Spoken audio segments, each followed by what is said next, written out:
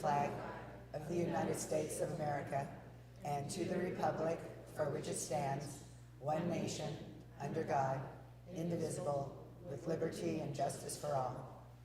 If you please sit.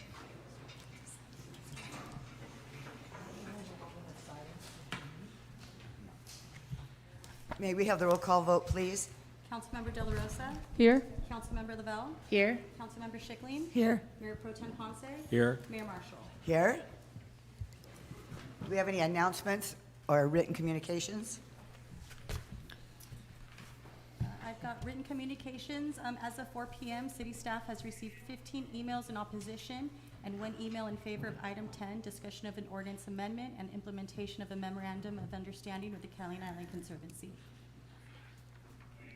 Okay, thank you. General business? So we have a couple things in general business.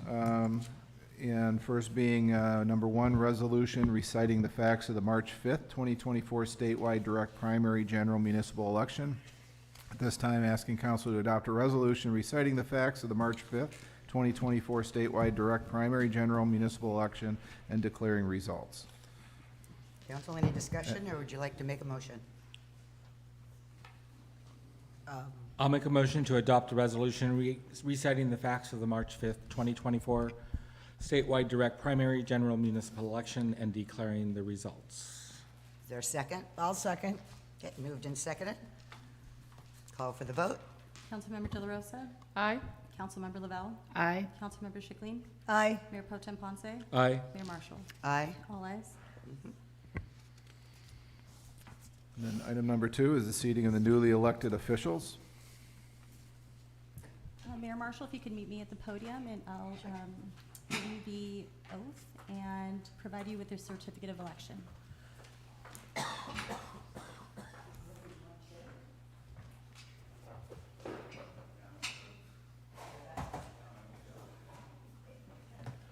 And Oli, we don't have to draw names this year. Thank goodness.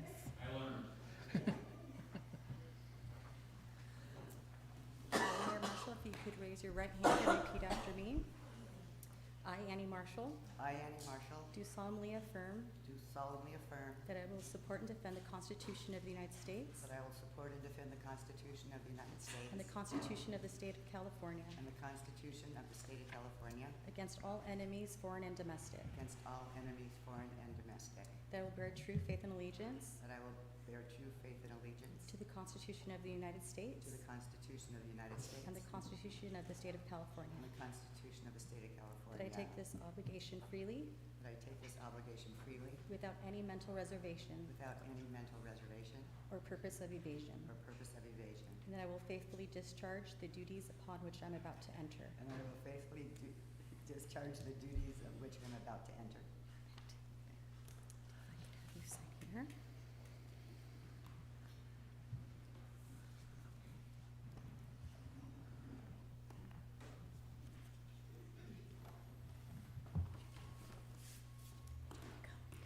Thank you very much.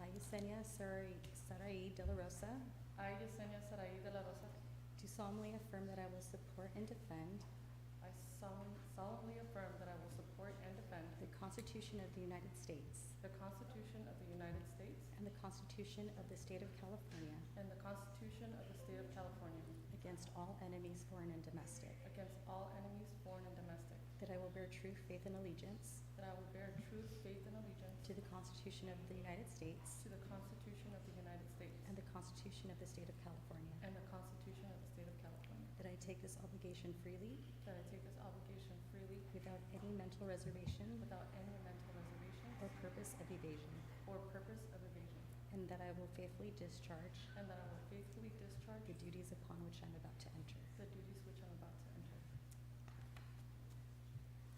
Sign it here.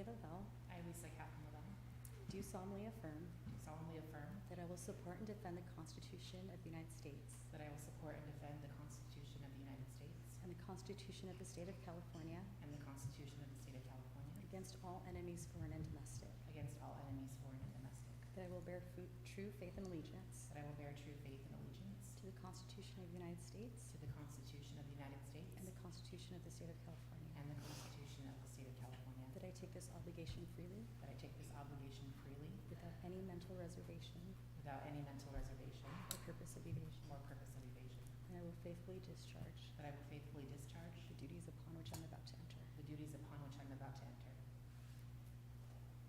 can sign right now.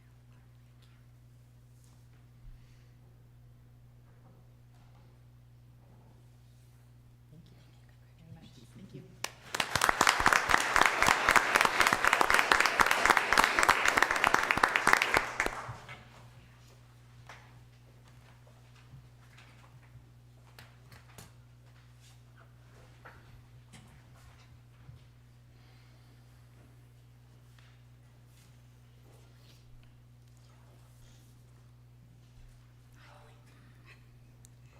Would you raise your right hand and repeat after me? I, W.F. Ole Olson, I, W.F. Ole Olson, do solemnly affirm do solemnly affirm that I will support and defend the Constitution of the United States that I will support and defend the Constitution of the United States and the Constitution of the State of California and the Constitution of the State of California against all enemies, foreign and domestic, against all enemies, foreign and domestic, that I will bear true faith and allegiance that I will bear true faith and allegiance to the Constitution of the United to States the Constitution of the United States and the Constitution of the State of and the California, Constitution of the State of California, that I take this obligation freely that I take this obligation freely without any mental reservation without any mental reservation or purpose of evasion, or purpose of evasion, and I will faithfully discharge and I will faithfully discharge the duties upon which I'm about to enter. the duties upon which I'm about to enter. You can sign right here. You're very welcome.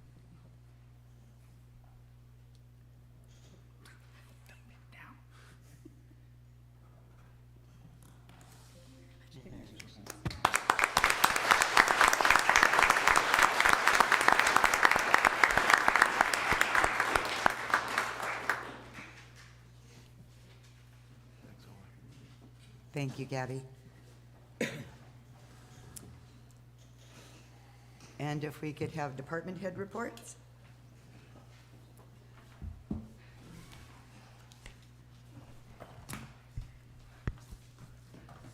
Good evening, Madam Mayor, members of the City Council, Warren Carstarfen, Harbor Master. Since my last report Tuesday, March 19th, despite the rainy weather, Patrol moored 342 boats for a total of 1,807 nights.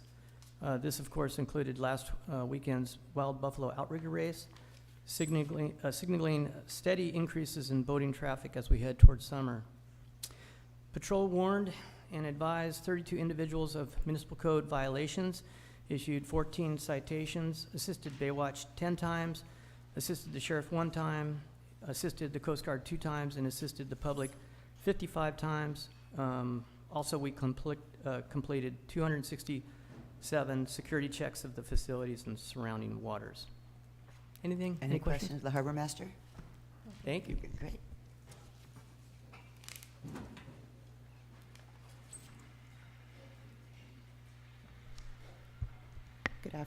Good afternoon, Mayor, City Council members, and City staff. Jackie Cordero, Public Works Director. The Public Works crew is continuing with the weed abatement around the city, trying to complete the work by June 1st. In the last storm, we had part of the hillside across Lover's Cove come down. Fortunately, we anticipated this and preemptively moved the tables and the bike rack. We should be cleaning that area in the next couple weeks. That hillside, however, is still active, so we'll put everything back after the rainy season. We're continuing to repair potholes on Pebbly Beach Road and throughout town. This will be an ongoing process in the next few months, so please be patient with us on that. The Hiawatha sinkhole is still barricaded off. We worked with the homeowner and were able to move the trailer. We will continue to assess the area and create a plan for the work needed. This will be really an extensive project, so we'll keep everyone updated. In the last couple months, the Public Works team and PERC have had several meetings with different organizations regarding the stormwater runoff into the sewer system. These meetings have been extremely helpful in identifying necessary repairs and pre-storm preventative measures. I just really wanted to thank Edison Island Company, the Eucalyptus and Tremont apartment complexes that we've so far met with being really proactive in placing pre-storm BMPs and making repairs. The Public Works team is also working with the Rotary Club, Weed Warriors, and the Conservancy in weeding and planting around Front Street. I wanted to thank Councilmember Ponce for facilitating this partnership and the Rotary Club for providing funds for the replacement of the olive trees on Front Street. Finally, I would like to thank two of our Public Works crew members, Frank Rojo and Carmelo Chavoya, for their quick response to a golf cart incident that happened a couple weeks ago on the Burma Trail hillside. Frank and Carmelo were weeding the area when they heard screams. They called for emergency personnel, and apparently a golf cart went over the side of that hillside. They stayed with the children until emergency personnel and parents arrived. And if you see them around, please tell them thank you. Yeah, great. And that's my report. Any questions? No, thank you. No, they're always busy, always busy. Okay.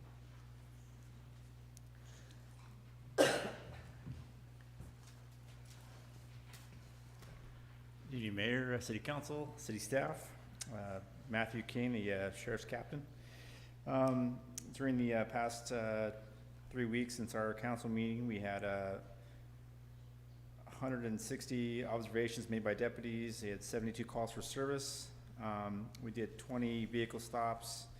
There were 12 citations written. We did 10 ped stops. There were 4 citations written to them, and we had 2 arrests for possession of methamphetamine. We had 2 arrests for vandalism. I'm sorry, for trespassing. We had an arrest for battery, 4 arrests for drunken public, 1 arrest for under the influence of methamphetamine, child endangerment arrest, and a DUI. And we're currently working right now with Sheriff's Youth Foundation to get enough helmets together to supply every kid that needs them for the school. That's our hope. We're about 100 helmets right now, and we should be able to order them next week. We're just waiting on some final donors to get us information. Wow. That's for bikes and e-bikes both, huh, Matt? Yeah, it just want those helmets on them. I mean, Yeah. unfortunately, they're usually hanging on their handlebars rather than their heads, but yeah, it's getting better. We're Yeah. stopping them a lot more, and Yeah, thank you. it seems like they're changing a bit. Yeah, excellent. Any questions of the? No, thank you very much. Matt Baker coming on out.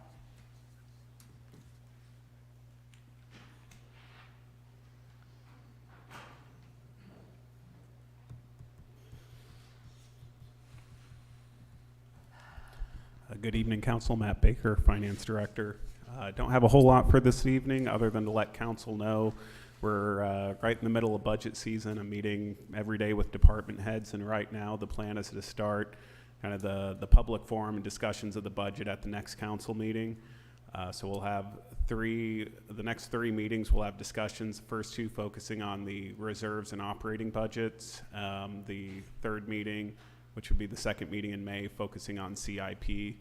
But that being said, in any of the meetings, if there's a CIP question and we're talking reserves, we'd be happy to get that input as early as we can. That way we have more time to incorporate it. But again, the goal is for the meetings in April and May to be just a discussion with council on kind of where we're at in the budget process, with a full draft of the budget to be presented at the first meeting in June.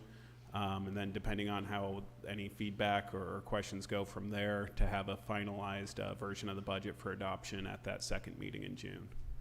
Other than that, since there's a lot of people here tonight, I just want to remind everyone, council included, to speak directly into the mics. Jamie and I do have a meeting next week with the new vendor about upgrading our AV equipment. But until we get the new system upgraded, it makes a big difference whether you're speaking in versus standing back. So if everyone could just keep that in mind. And with that, if there's any questions. We're good, Matt. Thank you very much. Yep, thank you.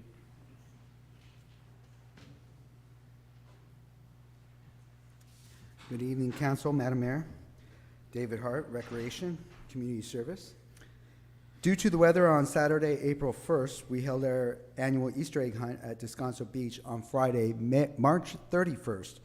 We had 4 rounds of hunts and had 270 children between the ages of 0 to 17 participating. There was Hoppity the Easter Bunny there to take pictures with families.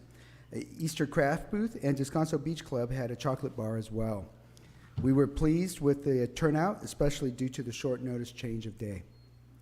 Last weekend, we had the Catalina Buffalo Race. It is Southern California Outriggers Association's one-man canoe championships, sponsored by Puukea Designs, the biggest name in one-man canoes. The race goes from Avalon to Newport, approximately 34 miles. Some ironed it, which means they paddled the entire way themselves, or they relayed it, switching out with partners throughout the race. Our very own Devin Hart paddled the distance with Erica Menudo, Cressida Bowman, and Sadie Parsons.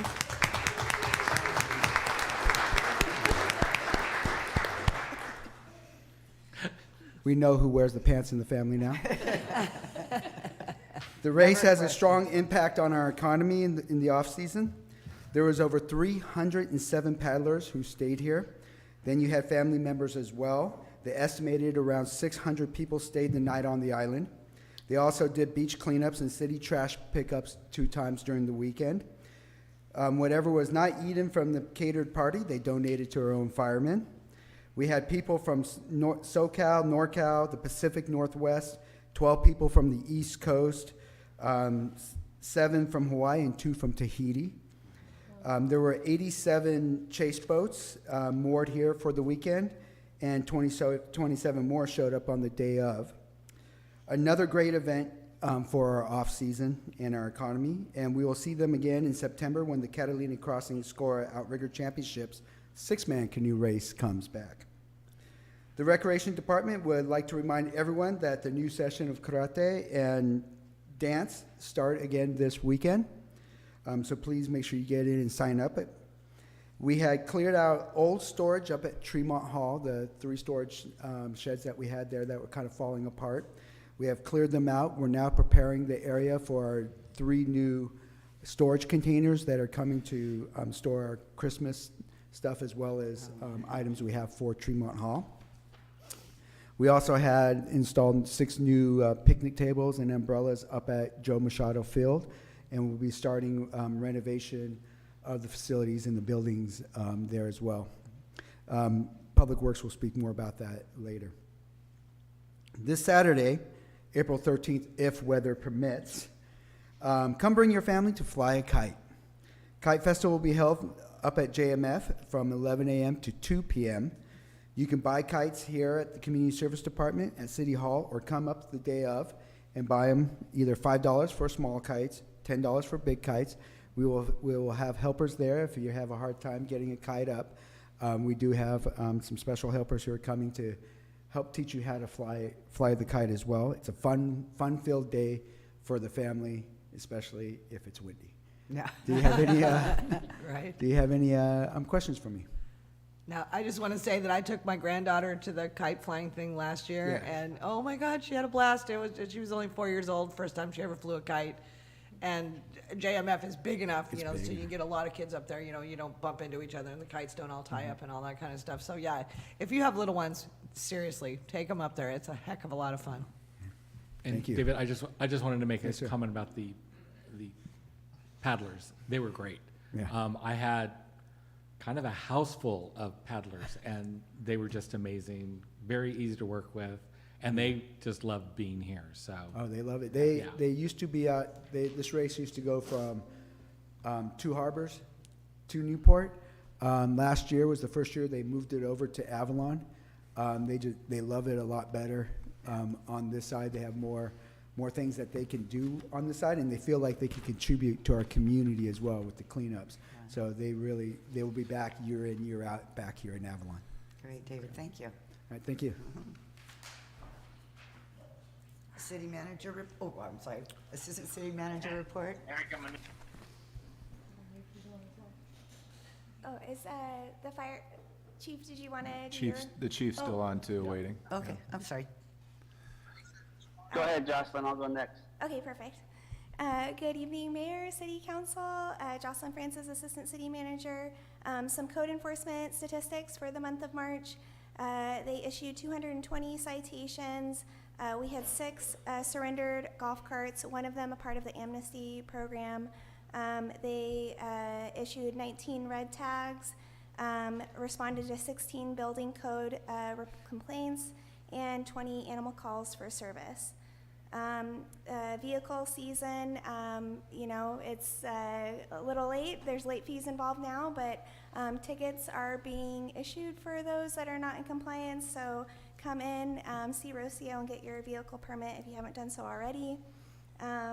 Last week, CR&R sent out mailers to every PO box in the city on information on what goes where, as well as residential bulky item pickup information.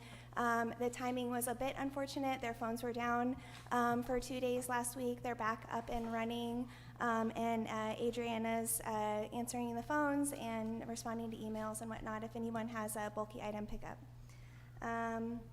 The next community monthly trash pickup is set for Saturday, April 27th at 9 a.m. At the Wrigley stage, and that's where we'll be meeting up. That's all I have. So what is that pickup on the stage? Once a month, there's a group of community members that meet from different organizations, and we do litter pickup around Avalon. Oh, litter, okay. Yeah. Okay. Yeah. So the bulk item, I know that we placed a call to them, and it was going to take over 2 weeks for the large item pickup. Okay. In the meantime, whatever Where does we're it go? getting comes in, I don't know why it should take 2 weeks to be put on the list, or, you Yeah. know. I think a lot of people are, I have a meeting, my update meeting with CR&R tomorrow, so I'll definitely talk to Julie about it. Okay. But I think because we've been really emphasizing the bulky item pickup, they've been getting a lot of calls, and so Well, that's a good thing. I personally have seen them around town Yeah, in their okay. truck picking up items. Well, that and is, stuff. well, that is a good thing. Yeah, so because I think it you is a don't- you good- can't have it sitting out in the front of your house for 2 weeks, you No, know, it's- as you replace whatever, you know. Yeah, because at Eucalyptus Gardens, people have called and it starts building up. It gets really bad. Yeah. And they'll come and they'll pick out parts that I guess people have called in and they're looking for, but then everything else still is there, because they're not in that queue yet. But if they could do a little bit Yeah, I'll definitely. better talk on the to Julia. turnaround, that would be great. Because then the interesting thing is, if you take it yourself, you have to pay the dump fees. So if we're doing their job for them, why am I paying the dump fees? That was a question. Yeah. The other side of that maybe is to ask them what the leeway, the amount of lead time you would need to get a pickup. Perhaps people also need to start looking ahead at, you know, If they only if I do it know, twice a if I week. know Sure, that it's plan gonna be ahead. 3 weeks from now or 4 weeks from Yeah, now, okay. I can plan ahead for it and plan the date for the delivery of the item. Yeah, Yeah. yeah. We're not picking on, we just Yeah. need a clarification. Yeah. Okay, Great. great, thank you. I did have a quick question, though, on the whole recycling and all that kind of stuff with commercial. Because I know that when I go into the office at Edison, we do have some blue bins around and not a lot, and they aren't really focused on separating. But then when you do go empty the things that are inside the building, we have collective dumpsters. So if they just empty, even if they are separated and they empty it into a dumpster, then it's all just gonna be in a dumpster and they're just gonna pick that up and dump it. I mean, So at so, the Edison plant, you only have dumpsters for trash, no recycling or green waste? no, they're all the Okay. same color, they're all the same kind. Okay. So I don't know if that's the same everywhere throughout the city or just Edison got forgot because they're like right next to the dump. But I don't know. And, you know, and if maybe I should talk to the department head, the operations manager out there and just say, should you appoint someone to be the trash person or something? I don't know. Yeah, Ken has been coming over town on Wednesdays, so I'll see if he's here tomorrow and maybe we can get a Okay. meeting. Yeah. Okay, cool, thank you. Cool, thanks. Thank you very much. A city manager report? I think we have the chief. I want to see if Oh, the here he chief. is is- now. Well, see, oh, Good there he is. evening, There he Mayor, is.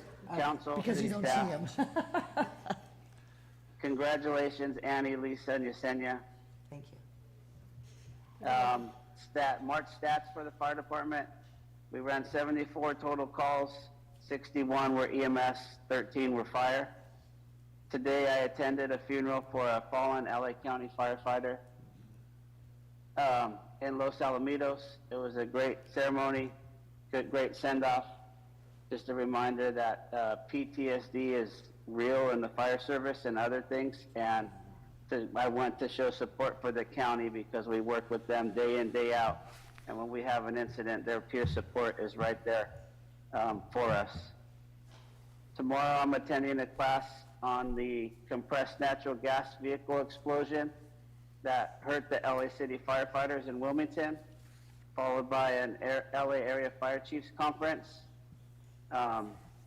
I'd like to remind everybody, brush clearance is due by June 1. We'll be putting up flyers and going around town. Everything needs to be done by June 1st. I have 3 dates for community CPR. April 25th, May 2nd, and May 23rd, all at 5 p.m. at the fire station. April 25th, May 2nd, May 23rd, 5 o'clock. And then I'd just like to remind everybody, the yellow zones are for unloading, and the red fire zones are for fire vehicles. There's been a lot of congestion in the 100 blocks lately, and we recently sent out some letters that no more unloading in the red. It's just congesting the street too much.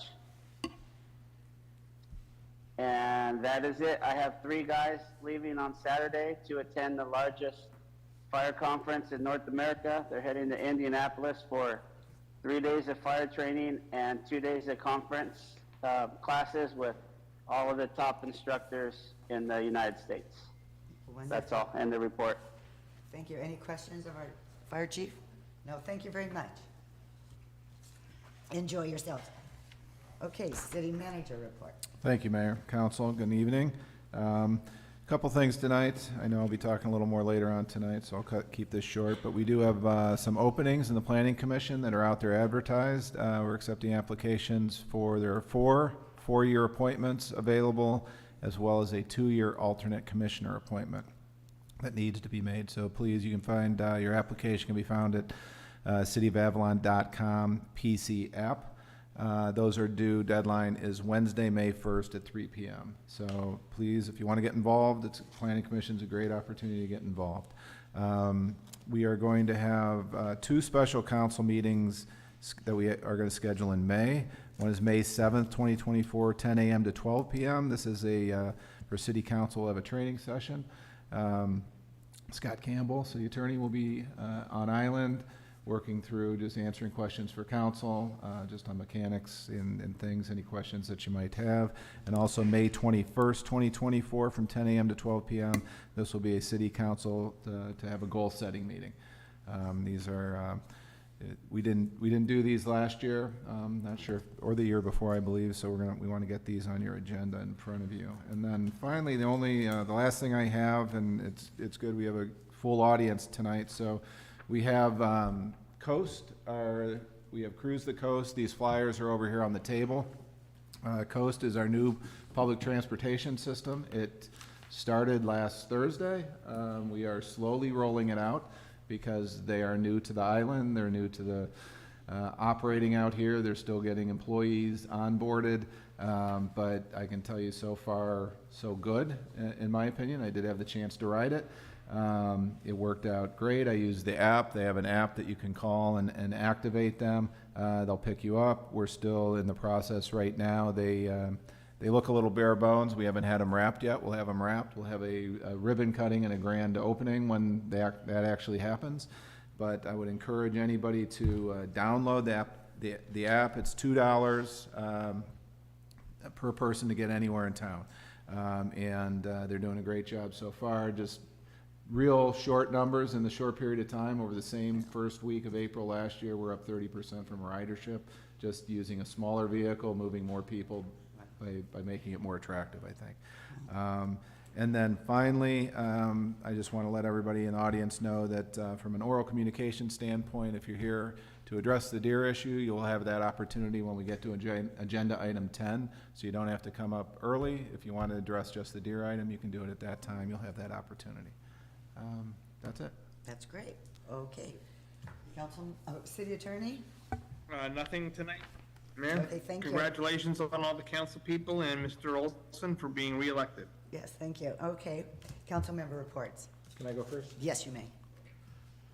First, in regards to the election, as you look at the numbers that came in, there are 1,729 registered voters in the city of Avalon. Only 709 of them voted. To me, that's really disappointing that in this community, we don't get better than that.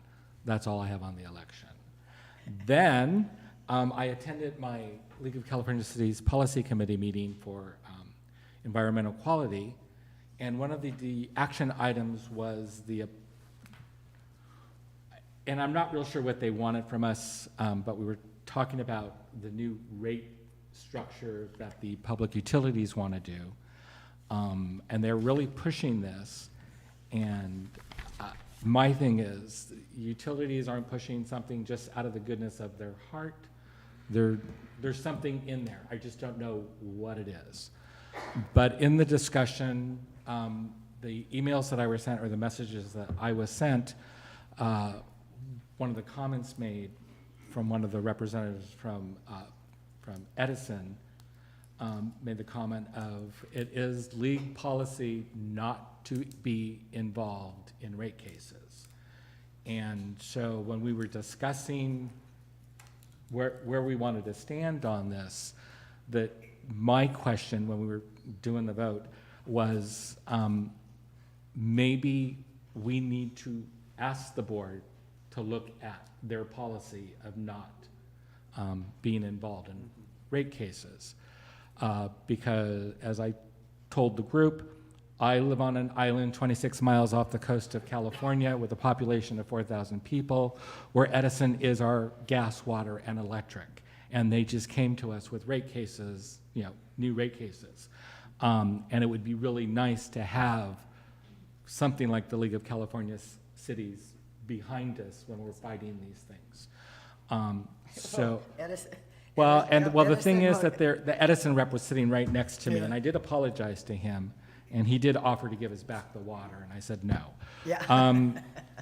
But the decision was we would watch the bill and see what was coming out.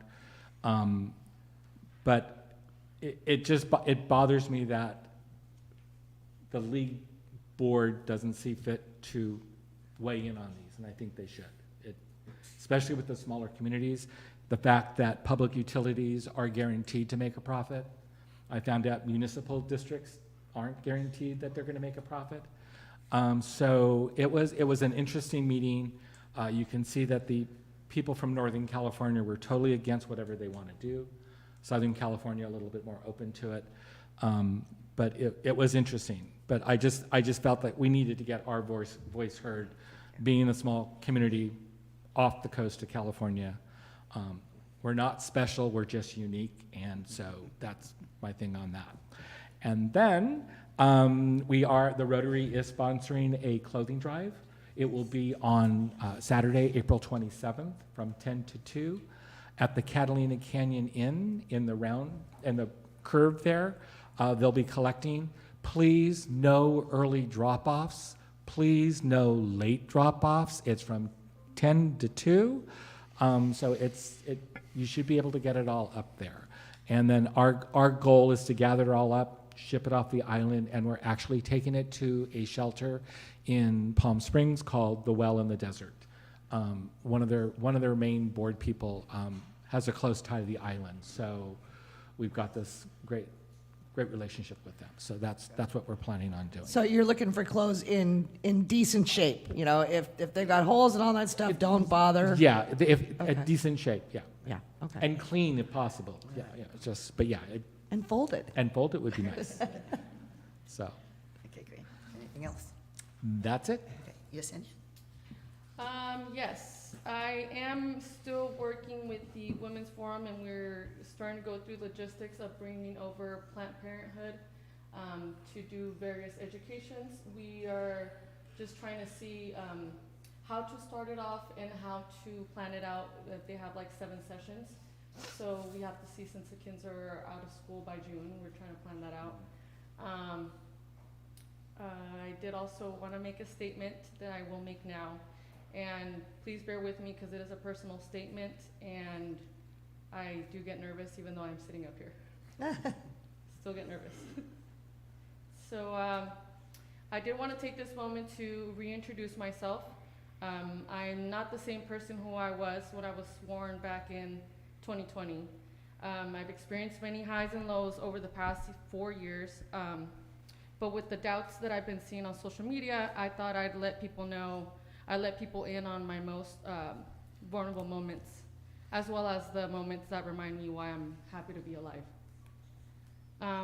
In the first year alone, I, along with the entire world, experienced a pandemic, all while entering a new seat with little experience and great fears. Those fears didn't compare to the help that I aspired to bring to our underrepresented and underserved community.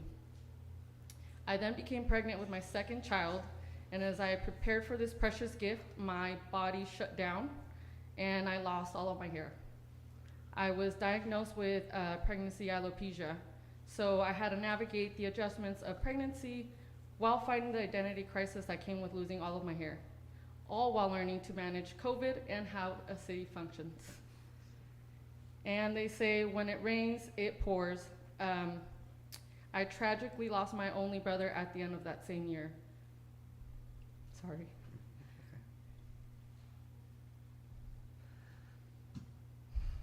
So not only do you question life's entire purpose while you grieve, but I also had to witness my parents lose their youngest child. Okay, I got this, it's all right. You got it. And just days after my brother passed, I still showed up to the council meeting because it was an important meeting and I had to be here. And because that's how I am, that is who I am. So if you don't know me personally, and know now that I live by my word and my actions, and in return, I seek the same from those around me. Ask anyone I grew up with, my classmates, my teachers, my family, my friends. Growing up, I struggled with my emotions. I was confrontational, I lashed out, I had no clue how to regulate my life's curveballs, but I was lucky enough to want better for myself.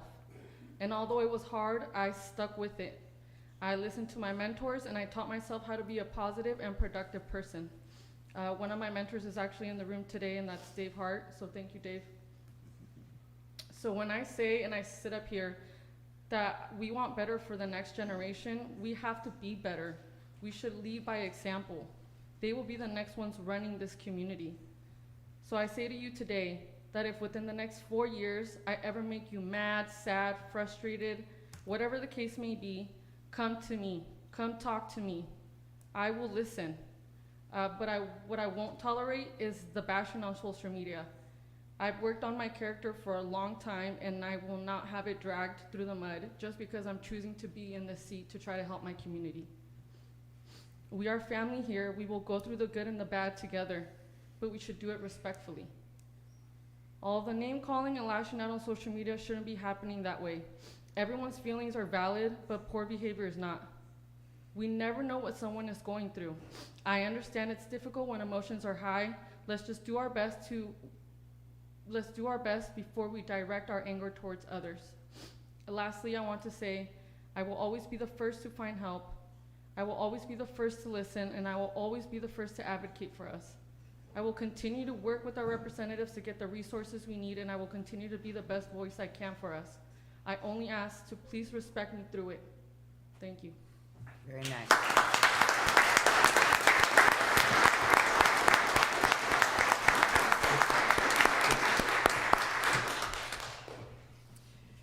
Okay, can you top that one? Sorry. Holy crap, I Wait, can't can you even just say breathe. ditto? That was That was beautiful. wow. Okay, so, I was out of town for a while on some family business, so I was kind of away from all of this for a little bit. But when I did get back, I did do the coast. I did the bus. I rode the bus. I swear to God, you guys, this is going to be the best thing. I mean, I know a lot of people park on Lower Clarissa and Descanso, you know, and do the jog to the boat. You know, it's like drop everybody off, go back and drop off the car, and then run to the boat and do all this and all this. You don't have to do that anymore. It's $2. It comes to your house, it picks you up, it drops you off at the mall, and vice versa. It's so, and we have a lot of vehicles, and there's a 10-seater, 2 10-seaters, and they're for handicapped people and that need assistance and all that kind of stuff. But, you know, luggage will fit in all of it, and I really, really hope that the community embraces this and uses this. I did see one little thing, and I talked to Dave, and we're gonna see if we can work on this, is a scheduling part. You know, so it's like ride now or ride later. So you can, like the night before, you can say, I need my bus at my door at this time to catch this boat. And then I think that would help with the scheduling and fill up the things, you know, so they're not just one person, you know, fill them up and bring a bunch of people to the mall and back and all that kind of stuff. But so for just starting out, though, I really, really, really am hopeful and impressed and love it. Check it out. It's totally cool. And then last night I attended the final of a 3-part series of community conversations with the Conservancy, and it was the most attended in the 3-part series, which was encouraging to see. It was a lively conversation. There was a lot of questions asked and answered, and give and take and back and forth, and I was impressed. I was happy with the community. I was happy with the Conservancy's responses, and so I wish there could be more of them, but it's up to them. But thank you to those that turned out last night and in the other ones as well, and we'll get to that later. So, and thanks for the 2,000 plus emails. Appreciate it. Yeah. All right, that's it. Hi, just wanted to say thank you to Councilmember De La Rosa for speaking up about that. We had some really interesting conversations this week about how the rhetoric on social media was. I've currently deleted Facebook and Messenger from my phone, so if you want to get a hold of me, it's not going to be through that. Thank you very much. And hope that we can move forward and have productive conversations and have reasonable conversations and try to pull the emotion out of it and work towards what we're all working towards. I think, we do a relatively good job of that most of the time, but it feels like it just went a little off the rails over the last few weeks on this particular topic and a couple of other topics. So anyway, I met with the 2 members from AT&T regarding the Kohler discussion, which is removing AT&T as the carrier of last resort for California and for the city. Was able to get some questions answered and some questions not answered. I'm hoping that we can have discussions regarding what level of support they would be able to offer. I received an interesting email in one of the businesses that I help manage regarding having coverage from AT&T for a business line with fiber, and was surprised to know that that's a thing here because it's not. And so we'll hopefully be reaching out to them to say, we'd love to have that. If you want to chip in an extra $1 million, we'll take it. On that vein, had a meeting with the Gateway Cities COG representatives, Hector De La Torre, who's been very beneficial and helpful in a lot of topics recently, with a number of others from our connectivity group and city staff regarding USDA Round 5, which will be the 4th round of USDA funding that we've gone after. We think we've addressed the rurality issues for that application. We think we've addressed potentially the application issues of getting a government or nonprofit entity to apply for funding for that, and are getting some assistance from Gateway Cities COG staff as well to be able to complete the application and go after additional matching funding. That grant requires a 25% match to go after what we're looking for. So hopefully more on that, potentially even having the city help with a level of money either before or after the budget session this year if we can. So we'll hopefully come back to you with that relatively soon. A reminder that there is a Avalon Beautiful meeting coming up on Monday, April 22nd. At that meeting, we will be seating a new Avalon Beautiful board and getting to the point where we can hopefully have a new president and or new board so that we can go through the bylaws, hopefully come to some agreements on the dive park project that's been kind of in limbo right now with the Rotary, holding all of those funds, and move forward with that. So if anyone is interested, that will be at the bank building upstairs on Monday, April 22nd at 5 p.m. And we'll be putting out more additional details online as we go through. I'll have to think about doing Facebook on my computer. Going to attend a conference this Friday morning with Gateway Cities COG, and it's regarding needs and opportunities for training and education. So a number of the entities in Southern California, especially Long Beach and our COG region, so Long Beach City College, Long Beach State, and then I believe Long Beach Unified, along with the large-sized entities that provide work in the area, so the ports, the airport, and other types of industries, trucking and others. We'll all be there to help discuss what types of opportunities students need to be trained with now to be able to get jobs in those industries in the future. Senator LaFonza Butler will also be there, so I'll have opportunity to meet her and talk with her about some of the things that Avalon is needing. But should be a good session and just the first of many. Myself plus our city manager, and then we do have space for one additional if we want to have someone else join. So if any of you are interested in joining that, let me know. I'd be happy to have you along for that. And then lastly, we'll be attending on Wednesday the 17th, I believe, the Long Beach Unified School Board meeting. Had a meeting with school principal Rodriguez and with Eileen Torres-Zeller, and I apologize, I don't know what her title is now, but had a discussion just of where it is that we can help, how we can help the school better communicate, how we can help the school and parents better interact, and what the kind of holes are that are needed to help on that side of the situation. We can't really get involved in the academic side or the disciplinary side, but we can help in other ways, and so trying to continue to be a conduit for that. There will be several board meetings over the next few months until the school year ends, and then those will start up again in, I believe, either August or September. So I'll be planning to attend at least one board meeting a month. And then my goal this month is to ask that they hold one board meeting here a year, so that those who have children here in school can attend that meeting on site and in person to be able to speak to their representative and to hear what the school board is doing. Can I add on to my? I did meet with Senator Lena Gonzalez, who was here this last weekend. With redistricting, Avalon is moving into Lena Gonzalez's senatorial district, which is much more of a better fit than the current one we're in. And a lot of what has been said was brought up. She's appalled that state officials have not come to the island. She has personally invited the head of the CPUC to come visit the island to see what the island's like. And that person is very excited at coming. Very appalled to find out that Long Beach Unified does not come over here on a regular basis. So she is motivated to get them to come visit. It was great getting, I would like to thank our council in that we have gotten our congressmen, our assemblymen, our soon-to-be state senator to come to the island to hear our concerns.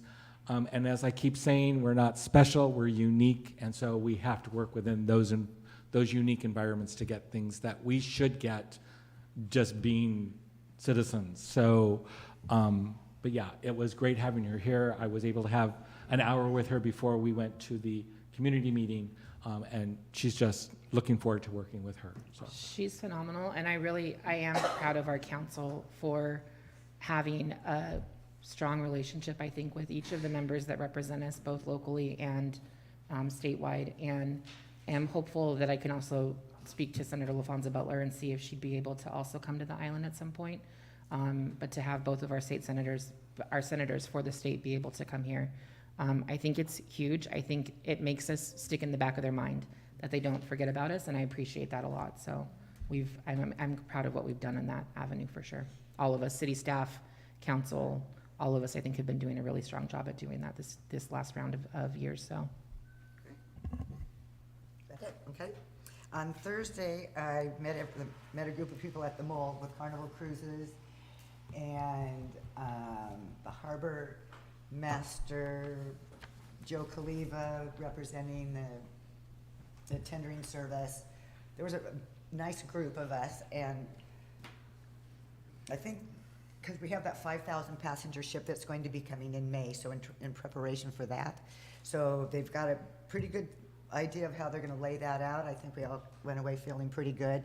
We'll have to tweak it a little bit probably, but the one thing is they're gonna be looking for volunteers to help us with that, because we're going to have to be kind of directing people at first until, you know, I mean, the cruise ship is going to help, the tendering people are gonna help, but the city as well, so we are looking for volunteers, and I think they said they wanted 17 or 18. And that ship is coming in on May 13th. May 13th. So I'm sure they're going to be recruiting for volunteers before, and we can kind of go through the antics or how we're gonna do that. So that was really good.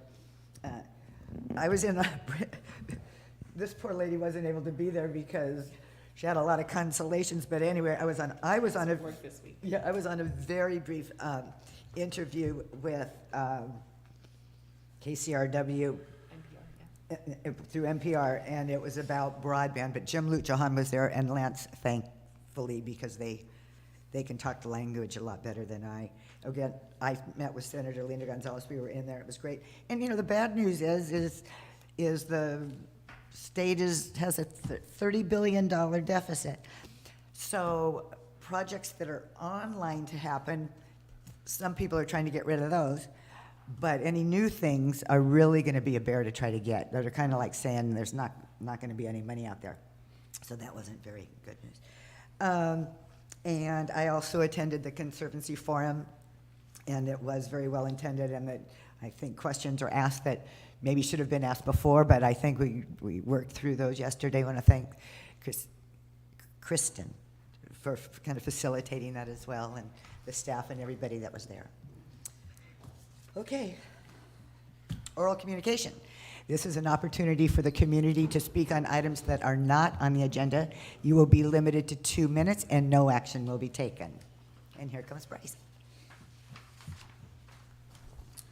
Madam Mayor and members of the council, I'm Bryce Knoll, Assistant Hospital Administrator for Catalina Island Health. You have a full night ahead of yourself, so I'll be brief. On March 14th, administrators and emergency physicians from Catalina Island Health and UCI Health met at Cal State Long Beach with representatives from city, county, both state legislative houses, Congressman Garcia's office, all relevant EMS agencies, private business, and Love Catalina. The goal was fixing the funding shortfalls caused by Medi-Cal reimbursements to our organization and addressing the inequities of the current Medi-Cal model. John Bacchus, the CEO of LA Care Plan, the largest managed care organization in California, and the largest payer for managed Medi-Cal on Catalina Island, promised a $2 million Lifeline grant to buy us some time for a permanent solution. Last Thursday, the LA Care Board of Governors voted unanimously to uphold that promise. It will be the single largest cash injection to our organization outside of the COVID-19 pandemic. On behalf of Catalina Island Health, we are grateful to everyone that was involved and supported us along the way, even when it was unpopular to do so. This is, however, not the end. As it turns out, the inequity that Jason Perret, our CEO, spoke about still exists. As a result of the presentation that Jason gave on January 9th and consistent lobbying with the California Hospital Association, Senate Bill 1423 was introduced on February 16th. This bill would provide cost-based reimbursement not just to Catalina Island Health, but to all critical access hospitals across the state. For us, this would erase the $4 million annual loss to provide Medi-Cal care and significantly help the financing of our new facility, while finally addressing health equity on the island. But it will also help 18 other critical access hospitals across the state that are struggling. Jason could not be here tonight. He was originally supposed to be in Sacramento lobbying for this bill, and they canceled his plane flight, so sorry, Jason. But that bill will go to committee this month. It has 10 sponsors, and we do expect it to pass. It will not be until 2026 when it takes effect, but we do have hope for it. More to come, but we will not stop until we succeed. On a related note, if you look up on the screen, the first Catalina Island Resident Resource Fair will be held on April 18th at St. Catherine's Church from 9 a.m. to 2 p.m. We will have information on and application assistance for Medi-Cal, family support, housing assistance, immigration assistance, mental health support, and other opportunities. And we'll have food and a raffle that is free to enter. This will be the first of many, and everyone who needs help is invited. For the first time, undocumented citizens can apply for many of the programs without any risk to their residency. Catalina Island Health staff will be available for questions and to help residents find the help they need. More information to come. Please let anyone that you know that is without health insurance, regardless of legal status, that we can help. Thank you. That's wonderful. I'm going to say the same thing, but in Spanish. Thank you. So en enero presentamos los problemas de reembolso que enfrenta el Hospital de Desigualdades de Medical.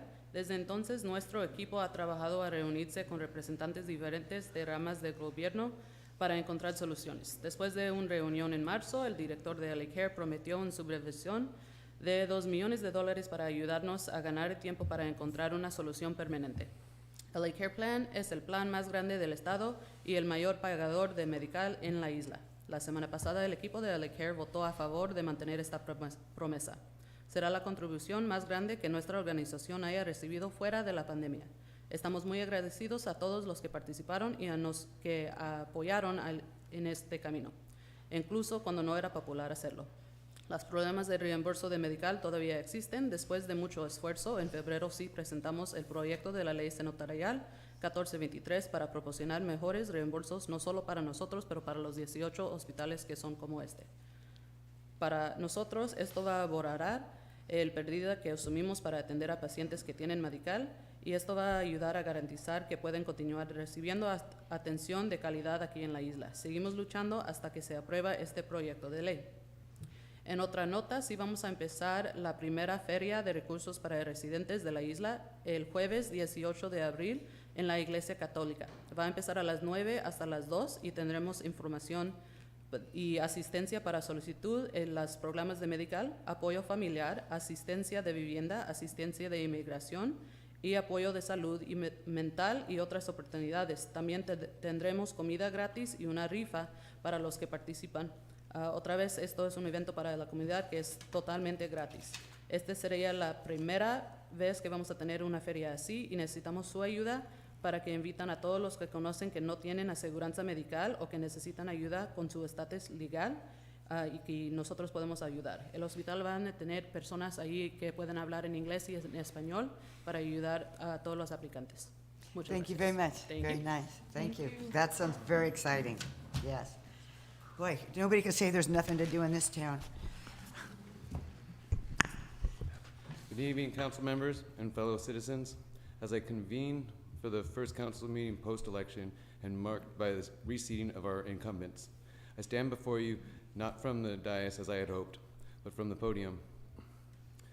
The recent election, where my support was considerably lower than in previous years, even as a write-in candidate, has been both surprising and deeply disappointing.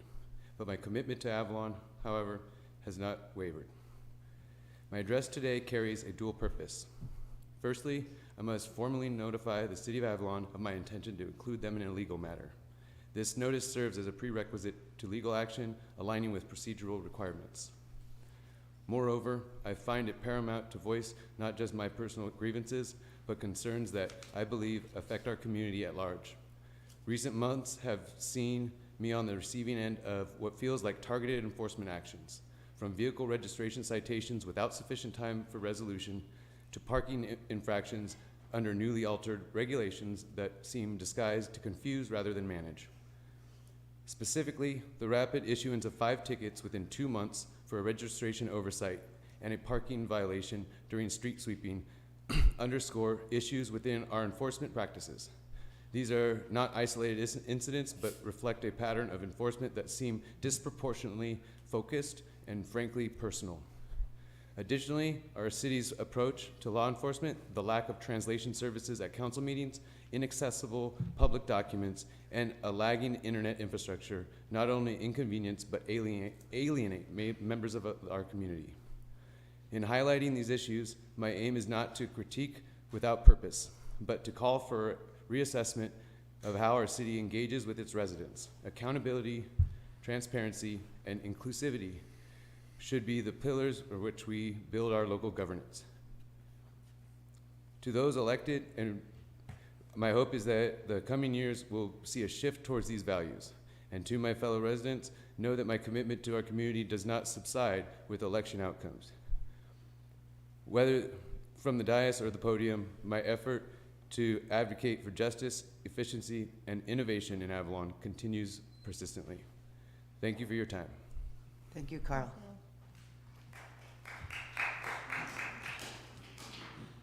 Anybody else on oral communication? Okay, let's get to the agenda. I'm sorry, Mayor. I'm sorry. I received some oral comments. Oh, okay. As of 4 p.m. today, city staff received 598 emails in opposition and 1 email in favor of the Conservancy's restoration project's mildew eradication. 1 email requesting city council to resend a letter of support regarding deer management to CDFW dated November 2022, and 1 email regarding the Catalina Island Conservancy scientific collecting permit. These emails have been provided to city council via email and are filed in the city clerk's office. Thank you. Okay. We have a presentation We do. by Perry. Anybody? Yep. Good evening, City Council. Thank you very much for your support in our of city staff in our partnership with Circuit Transit. As you've heard tonight, I'm glad everyone's having a great experience with our new public transit system, Coast. That stands for City of Avalon Seaside Transit. We have our new logo up on the screen for everyone to see. I know we've talked about it a little bit, but I just have a couple of quick notes about the program, and then I'm going to introduce you all to Perry Holmes. He's the Senior Manager of Public Affairs with Circuit. The Circuit team has been really great in partnering with the city over the last few weeks in bringing this great service to the island. Let's see if this works. You can go ahead hit the slide, please, Matt. So I would like to please encourage everyone to go to cityofavalon.com/coast. There's lots of information on our website on how to download the Circuit mobile app from the Apple App Store or Google Play Store. This is our first 100% electric fleet. We've got 5 passenger GEM E6 shuttles, a 10-passenger 4D transit van, and 1 7-passenger 4D transit van. ADA shuttles are available upon requests, and these shuttles can accommodate 1 person in a wheelchair and up to 4 additional passengers. And as City Manager mentioned, fares start at just $2 per ride. Coast operates 7 days a week from 7 a.m. to 9 p.m. daily. If you can reserve a ride by using the app, but you can also reserve an app by phone. The phone number is 424-377-2926. And Matt, I think if you go to the next slide, please. There's a QR code, so if you're at home or even in the audience right now, you can scan this QR code and it'll take you right to downloading the app. On our website, we also have information about the code of conduct for passengers as well as a frequently asked questions section.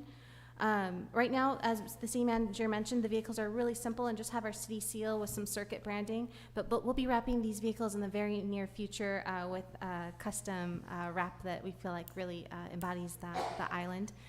Next slide, please, Matt. The mobile app is really easy to use. Anyone that's used Uber or Lyft will find this really familiar. You can select the number of riders and then also indicate whether or not you'll need a handicap accessible or wheelchair lift in the vehicle when you request your ride. Go ahead, next slide, please, Matt. We again encourage you to go online, and as the city manager mentioned earlier, the operation's only been going since April 4th. But if we looked at the same time period and compared our numbers, and ridership are already up more than 20%. So we're really excited and optimistic about what the future holds. We have been kind of slow rolling the start just because working on the island is so nuanced, and I'm sure Perry can speak to that. But we just want to set them up for the best case scenarios. So we're hoping to do a full launch after we have the vehicles wrapped. Mm-hmm. Right? And here's Perry. Okay, thank you. Thank you, Devin. Thank you to the council and the mayor. It's great to be here. Really excited to be here as we're launching this new program. As she said, my name is Perry Holmes, and I'm the Senior Manager of Public Affairs at at Circuit, and I'll just speak for a minute here about Circuit and our experience, and then happy to answer any questions that I can. But I'm glad that some of you've already gotten a chance to use the service. I took a ride up here today as well, and got to chat with some of our drivers here, so really excited, as I said. Circuit's been around for 13 years. We operate in 40 plus markets now, including some nearby in Long Beach, San Diego, Santa Monica, Oceanside, and so on. We have more than 480 employees and 220 vehicles.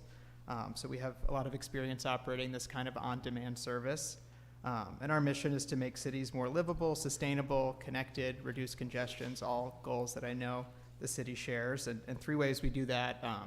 We're a turnkey service. As I said, we operate, an on-demand service where we, manage the drivers, maintenance, data reporting, all those things like that keep it pretty easy for our partners to work with. Second, we're all electric. We always have only operated electric vehicles, given more than 7 million rides across those markets now without any gas. So that's something we always mention, are very proud of. And then number 3, we use employee drivers instead of contractors. We're really proud of the training and relationships we have with our drivers, and we call them driver ambassadors because we try to hire all local experienced drivers that can help riders get around in more ways than just driving them. So thank you again for having us. We're really excited to be here. I think Avalon's an example of what a city can accomplish when you convince people to use different types of smaller vehicles instead of what many of our cities look like. So I hope this program can be an example for not just around here, but across the country. Yeah. Thank you. Great. Does anybody have any questions for Perry? I just have a comment. Sure. It's neat to see the drivers driving. They look like they're enjoying it. So that's a plus. That's great. I did have a quick question. I just downloaded it, and it does say must be 16 or older, which makes sense. But we do have a lot of our youth usually around town, and so how would it work if like a parent wanted to purchase a ride for their child? Say for example they're at the beach, want to ride home. How would that work? Yeah, so we work with our partners and then obviously our legal team to make sure what we're doing is appropriate and works. So they are able to do that on the app, and we just make sure that it aligns with whatever local laws and things like that to make sure it's a safe experience for everyone. Okay, so if I were to purchase a ride like for my child, do they have to present anything to the rider, or how would they be able to get on the car? If you're there and they have the name of who requested it, that's how it would work. Perfect. Thank you. Somebody asked me if you required to have car seats for children in those.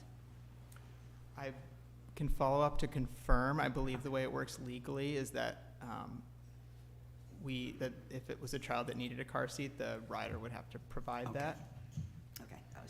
Because it gets all sorts of liability issues about Of installing it course, and things of like that. course. So I know Yeah. enough to be dangerous. So I Yeah. won't say any more than that. But Okay. confirm. And I don't know the car seat laws anymore, thank goodness. So, okay. Any other questions of Perry? I just wanted to say, one of the things that we've been looking at trying to do as a council is to, when we go to certain conferences, to be up for awards similar to the Helen Putnam Award that's coming up in September.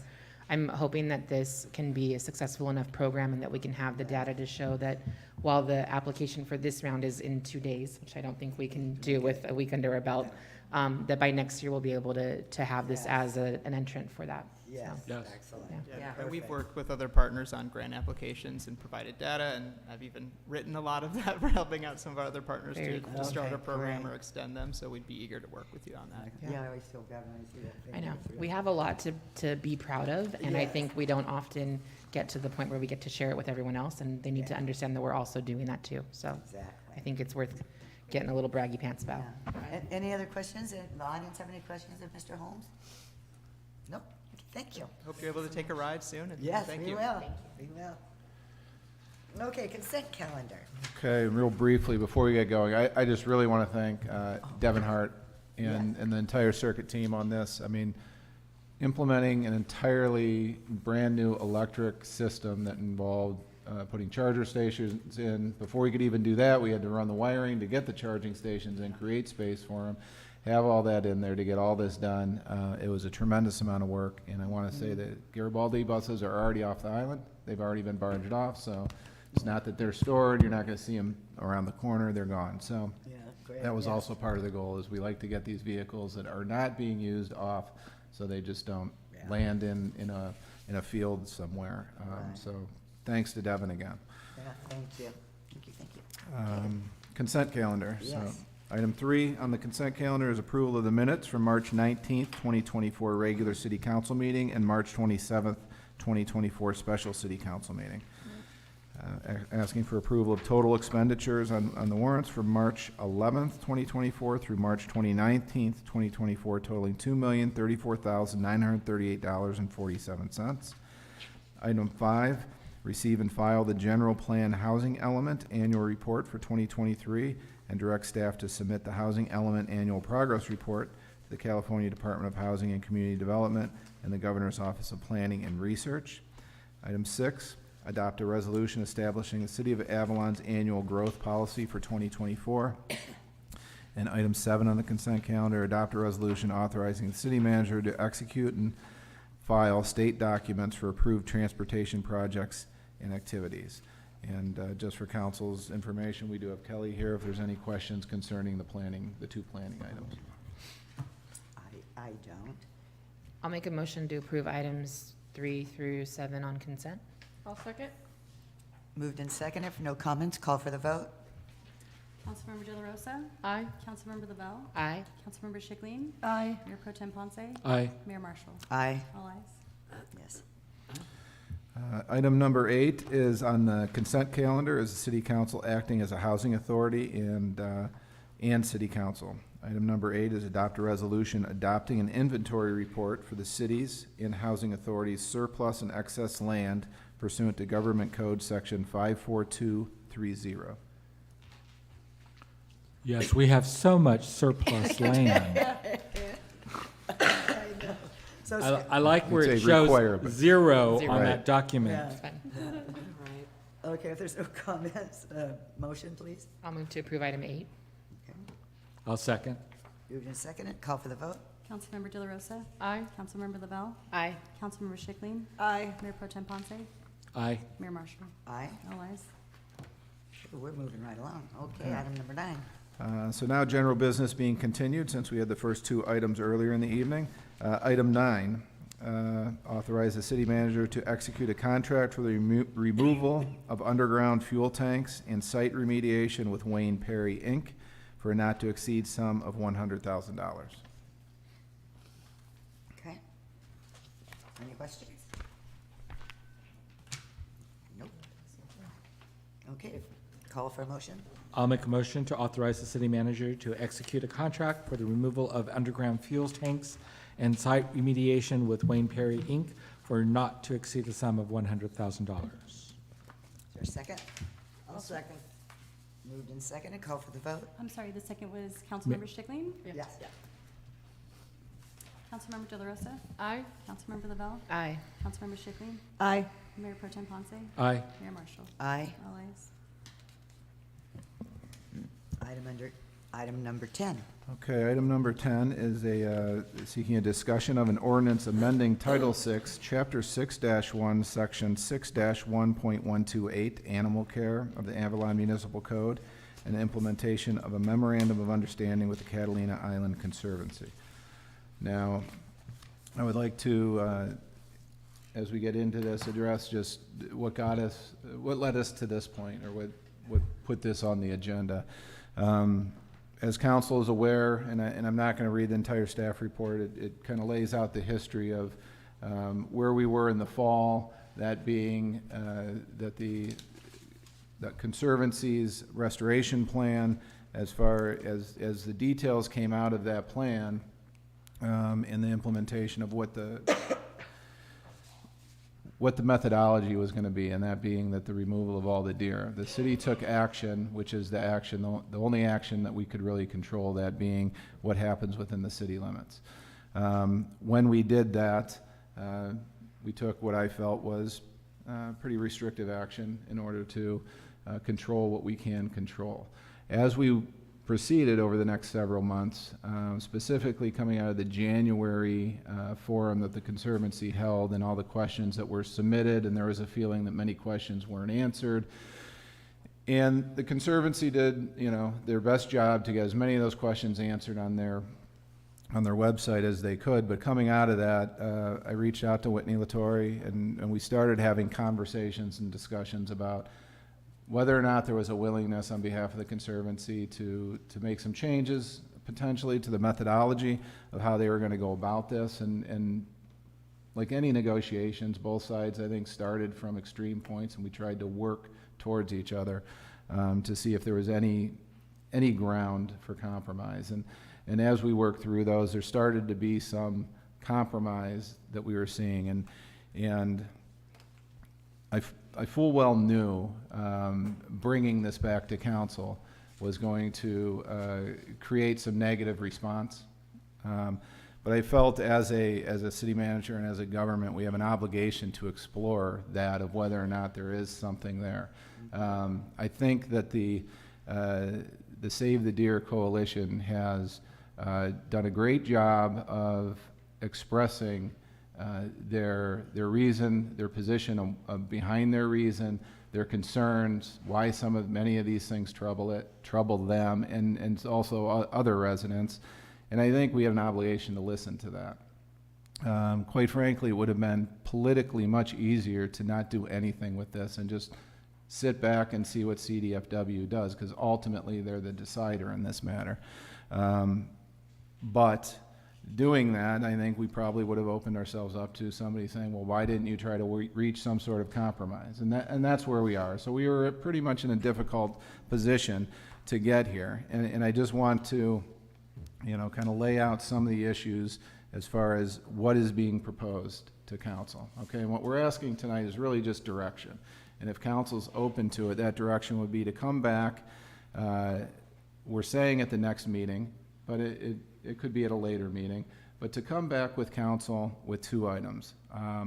One item being a memorandum of understanding between the city and the Conservancy, laying out certain conditions that the Conservancy will abide to if, and only if, the permit is granted by CDFW. And that's the difficult part with any negotiation. Both sides have to give and take, but ultimately we, the city, don't control if that permit gets issued. So we tried to negotiate some sort of agreement that is solely contingent upon if the CDFW grants the permit. If they deny the permit, none of this will apply. So what we looked at were those hot button issues, and those hot button issues were the fact that the proposal was not implementing hunting, that the hunters were not given an opportunity, and we heard this repeatedly from the hunting community, to control the deer population.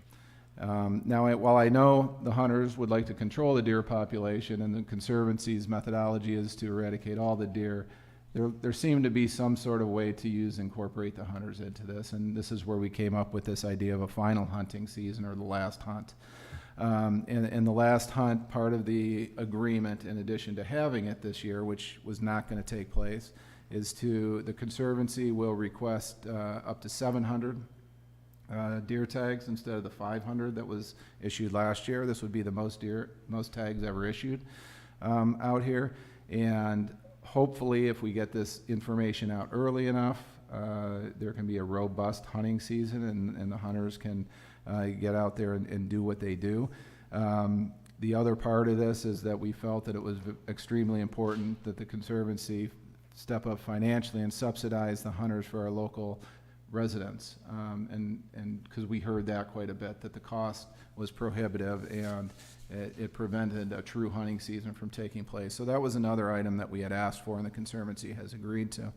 The next item is a way to maintain some deer on the island, recognizing that deer, we heard everybody's concern that deer are part of the fabric of the community. And while we try to permanently save portions of deer or limit the number of the herd down to something manageable, where we landed was this, and that's that the Conservancy was willing to bring in a portable clinic or trailer where they could perform surgeries and have sterilization of all the deer or the deer that are located within the town. Now, we've heard that these are town deer, but we know that they don't stay in town. They move from the town into the Conservancy property and elsewhere. So what we talked about is that if these deer are sterilized and their ears are tagged with a visible tag, it's not a tracking device, it's a visible tag, identifying those deer as tagged deer, they are free to roam and continue to roam, whether they go on Conservancy land, private property, or stay within the city, or go in and out over their years and over the remainder of their life. Now, I recognize that this is a limited because they are sterilized and they're not going to reproduce, but this does save whatever number that is. The difficulty with placing a number on that is we just don't know what that number is going to be, as we know that the deer, sometimes you see more, sometimes you see less. So we also requested to have our own veterinarian or similarly situated professional observe on behalf of the city the procedures to make sure that they're on the up and up, they're done correctly, and to count and make sure that everything is done according to the veterinarian standards. So the last, or the item on that, right now, the current code, the current ordinance would prohibit those deer to be captured.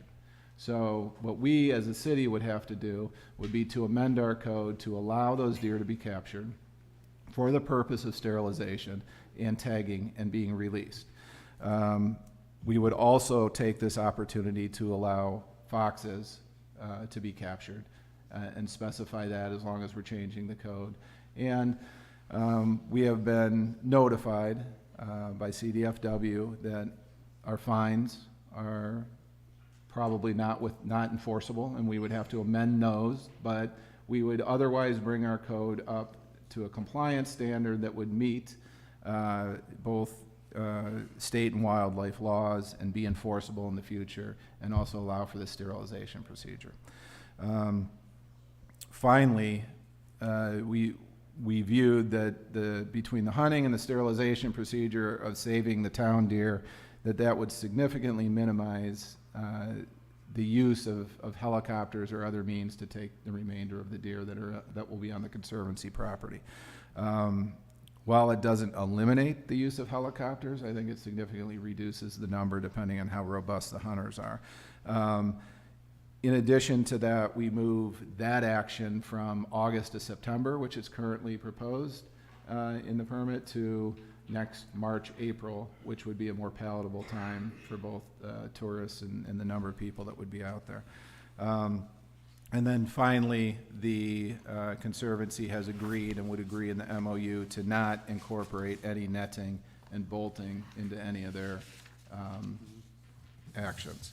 So again, I want to point out that as we sit here today, there are two options. All right, and neither one of those options sits with the city. The two options sit with the CDFW. They can grant or deny the permit. All right, if they grant the permit, that permit would be granted in its current submitted capacity, and they can eradicate the deer.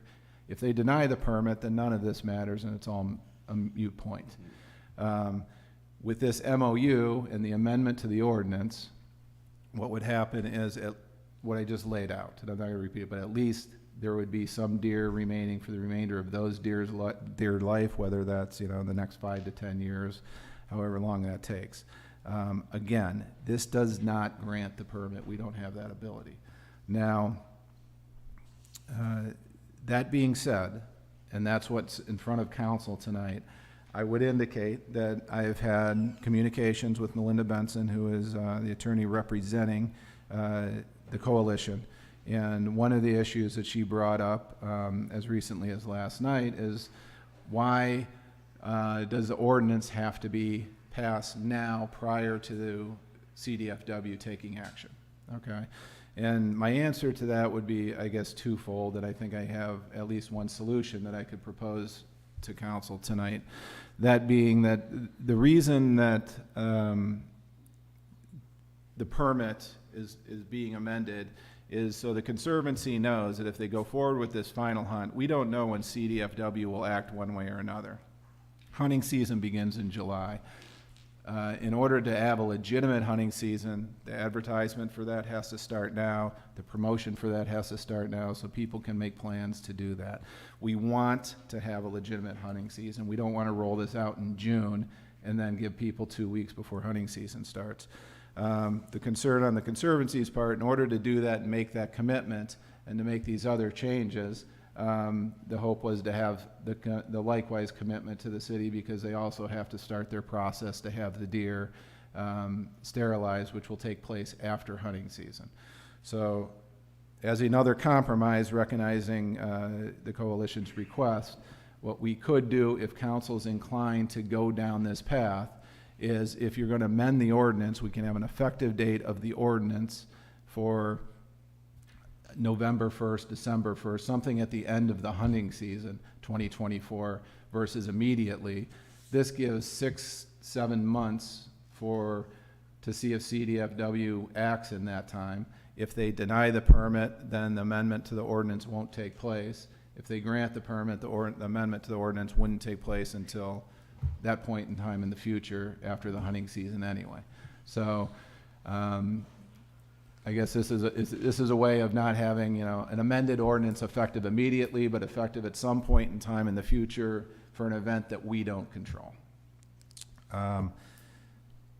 Any questions?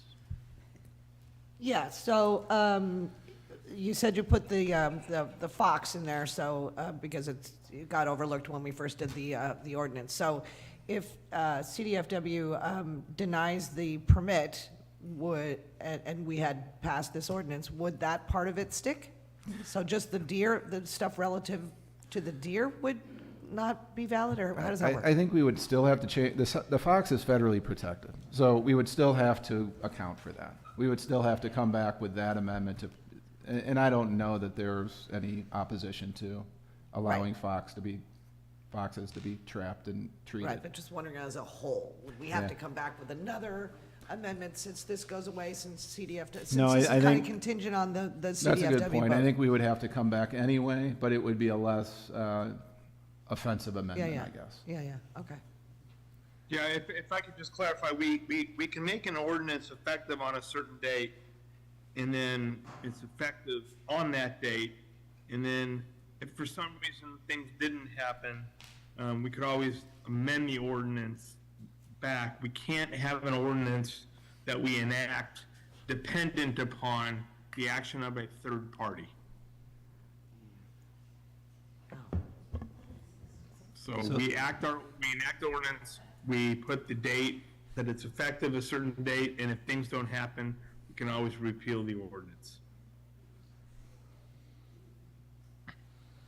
And then Scott or Dave, can either of you speak to, one of the questions that I've been receiving a lot is if CDFW approves the permit as it currently is, if we don't make any changes, what, I think part of the question that's come up is in legal standing, of what legal standing the city's ordinance has versus the state and CDFW.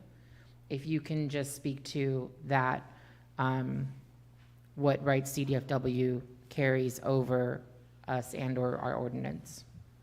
We would have the city's position is that the ordinance is drafted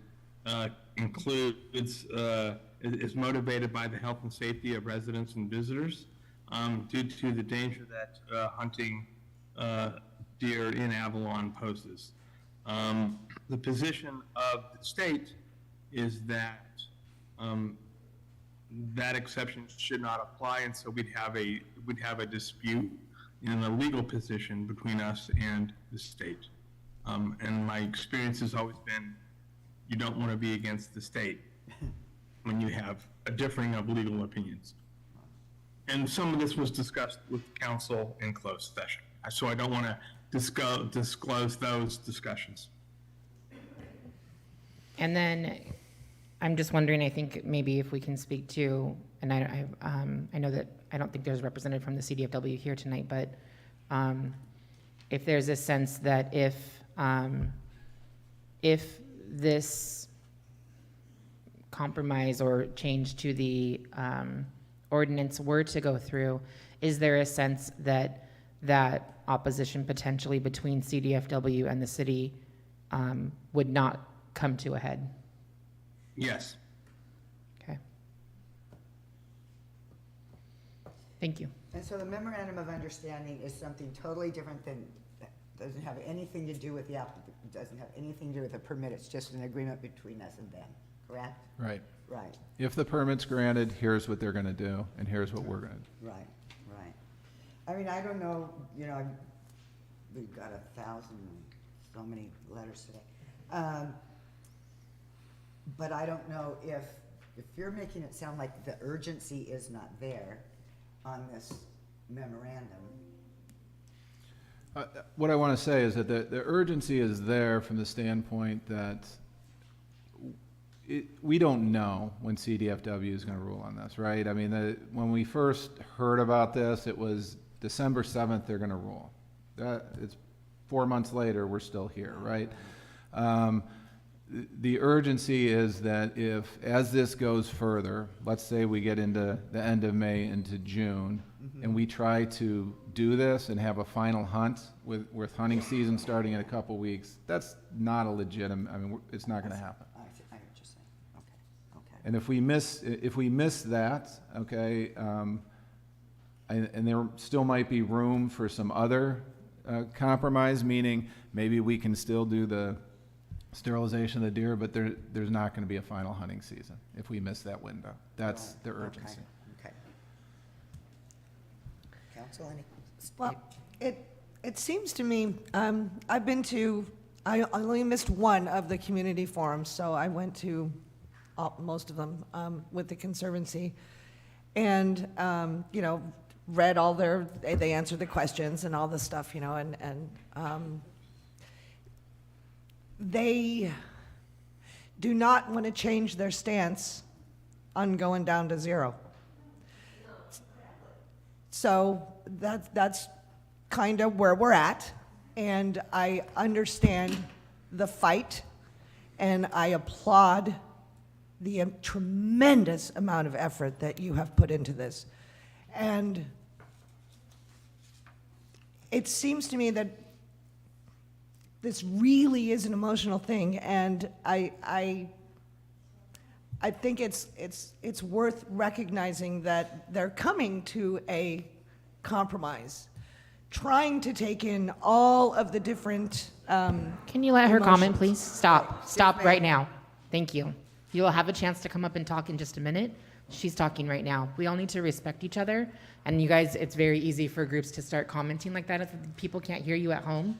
We can, but please listen to her. Don't respond for the sake of not listening.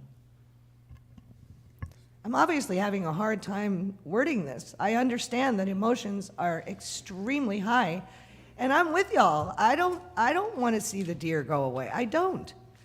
But, like Dave said, there are things that are within our control and not in our control. And if we don't do this ordinance, or amend this ordinance, then if CDFW grants the permit, then boom, it's helicopters. With no chance of any deer living out the rest of their life on the island. No chance of people hunting and gathering the meat, and, you know, which has been expressed with a lot of people. You say, okay, we don't want that, it's the way you're doing it. We want to hunt them. So the last great hunt, great, and then we want to save them. You know, sterilization was brought up, you know, can we just sterilize them all or whatever? So they threw that in there too. But if we don't do anything, then it's helicopters. So it's a gamble. So do you want to just roll the dice and see what CDFW says? And then if they grant it, then try and sue them and stop that? I mean, I think that's the only way, that's the path. So, you know, that's my 2 cents. I think this is, for what's going on, I think this is a good compromise. Well, I know somebody out there who has something to say. Come get me, bring it.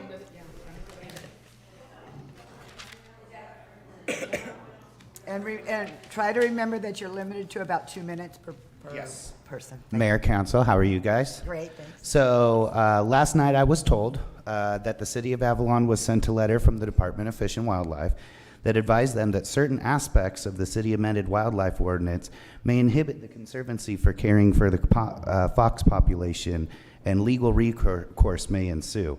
While the memorandum of understanding is marketed as a compromise, the real purpose is to waive some legal liability down the road. I get that. Just come out and say that instead of saying it's a compromise. The only ones benefiting from this compromise are the Conservancy, not the residents. I ask that our elected officials deny this memorandum and redraft a new one that limits our legal liability. If the Department of Fish and Wildlife is only concerned that the Conservancy will not be able to adequately care for the fox within city limits, just write the memorandum of an understanding to reflect that. Why do you need the residents to compromise? The city manager stated last night that nothing has changed in the city's stance, and they strongly oppose the Conservancy's restoration project, as stated in a letter sent from the city attorney's office to the California Department of Fish and Wildlife in 2023. If that is indeed the case, why offer the Conservancy any compromise? Again, I ask that you redraft the memorandum of understanding to include only an exemption that allows for the Conservancy to care for the fox within city limits, and remove anything that allows for the Conservancy to tag or sterilize the deer within city limits. If the scientific collecting permit is denied, the city faces no legal recourses, as they have granted the Conservancy permission to care for the fox within city limits. If the permit is approved, we have successfully saved the deer from inhumane slaughter within city limits, which was the whole reason the ordinance was amended in November. Sounds like a win-win. I don't understand how you're saying that if it gets passed, we still get to keep our town deer. There's no reason that we have to give them the right to sterilize it. If the scientific collecting permit is passed and we just amend the memorandum of an understanding to apply to the foxes, we still have our deer in town. So I don't understand why we have to compromise so much and they don't have to compromise as much. So there's no need for a last hunt then?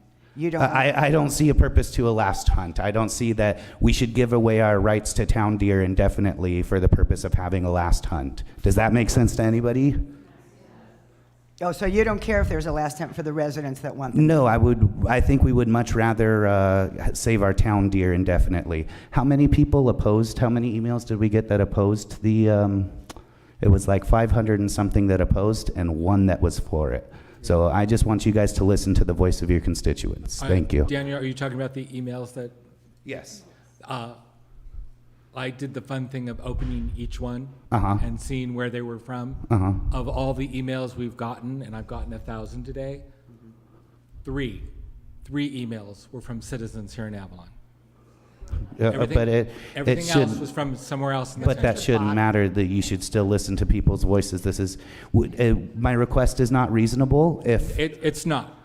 But for me, I want to know what your guys' bottom line is, because it seems like that bottom line changes from who we talk to. There's no reason to enact the memorandum of an understanding. No, I'm not talking about I'm talking about the deer. What is your bottom line on the deer? Is it about the Conservancy or is it about the deer? It is about the deer. So I believe an independent third-party review should be done to corroborate their facts, not chosen by them, chosen by, somebody who the city appoints. And I also feel like there is a manageable number other than 0. You got to admit that, 500, 200, there's a number that is manageable with hunting. And I so I would just like to try to figure that out. I agree with you, but the argument is always, we have to save all the deer. It's like, No, we don't. No, we're reasonable. We're reasonable. We're trying to come to a compromise, but what you're giving to us is not a compromise. You're saying, we'll give you a last hunting season, but we're going to take away your deer. Just leave it the way it is, amend it for the fox so we don't have to catch grief from Department of Fish and Wildlife, and then we still have our town deer indefinitely.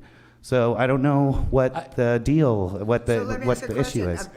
Because are all of you that are with the coalition on the same page as Daniel? Oh, okay. Okay, so he's just saying, don't do a memorandum of understanding with the Conservancy, so we won't have the last hunt. We're not going to sterilize any of them here, and we change our ordinance so that they can trap and give health, help the sick foxes. If that's the issue, if that's the only problem that's coming up, is I that don't think you that's gotta. the issue. The foxes thing is not the issue. It was That's like Dave well, said. what We're else gonna is go the back and depart? forth forever with each person. It's not gonna be. Oh, true. Okay. So I guess my question is, though, we say we do want to change the ordinance to allow the fox to be in there, right? 'Cause We very well might have to change So the why ordinance say for other anything about the reasons, deer? yes. Why not just leave Okay. it at the fox and let the deer? We worked very hard to get that amendment in November passed, and we were very specific on our wording. And now all of a sudden that's going to change. So if the only issue is the Department of Fish and Wildlife says we're enabling their ability to come in and care for the fox, then we need to just address that and not give them any more leeway with the deer. I don't understand why the deer were even thrown into this memorandum to begin with. Again, as the city manager said, we were trying to hear what y'all said, and people say people want to hunt. We don't need to compromise. We already have the power to keep them in town indefinitely. The ordinance you guys passed in November gave us that power. Okay. Does that not make sense? Are you guys not understanding that? My No, only, it does my not- it only does part not make about sense. this, I think, is that, and we had a conversation before. We council did, today we to did, talk and I about that. appreciate that more Yeah, than for anything.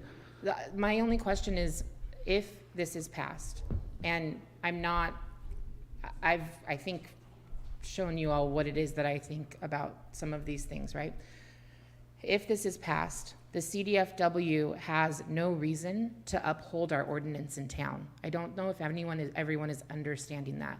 Our ordinance may not stand if the CDFW approves their application. That's my concern. And my concern is that if it does pass, Well, then if they're willing to compromise and if they're in good faith, why don't you sign an agreement with them saying if the ordinance passes, they'll stay out of the town deer if they're in fact in good I think that's what we were faith? trying to do originally, was that, and trying to manage that expectation. The only thing is that without having some kind of program like this, those deer then eventually may end up back in the interior again and may still end up being killed without having anyone be able to have a last hunt, which I think is something we heard from a number of people.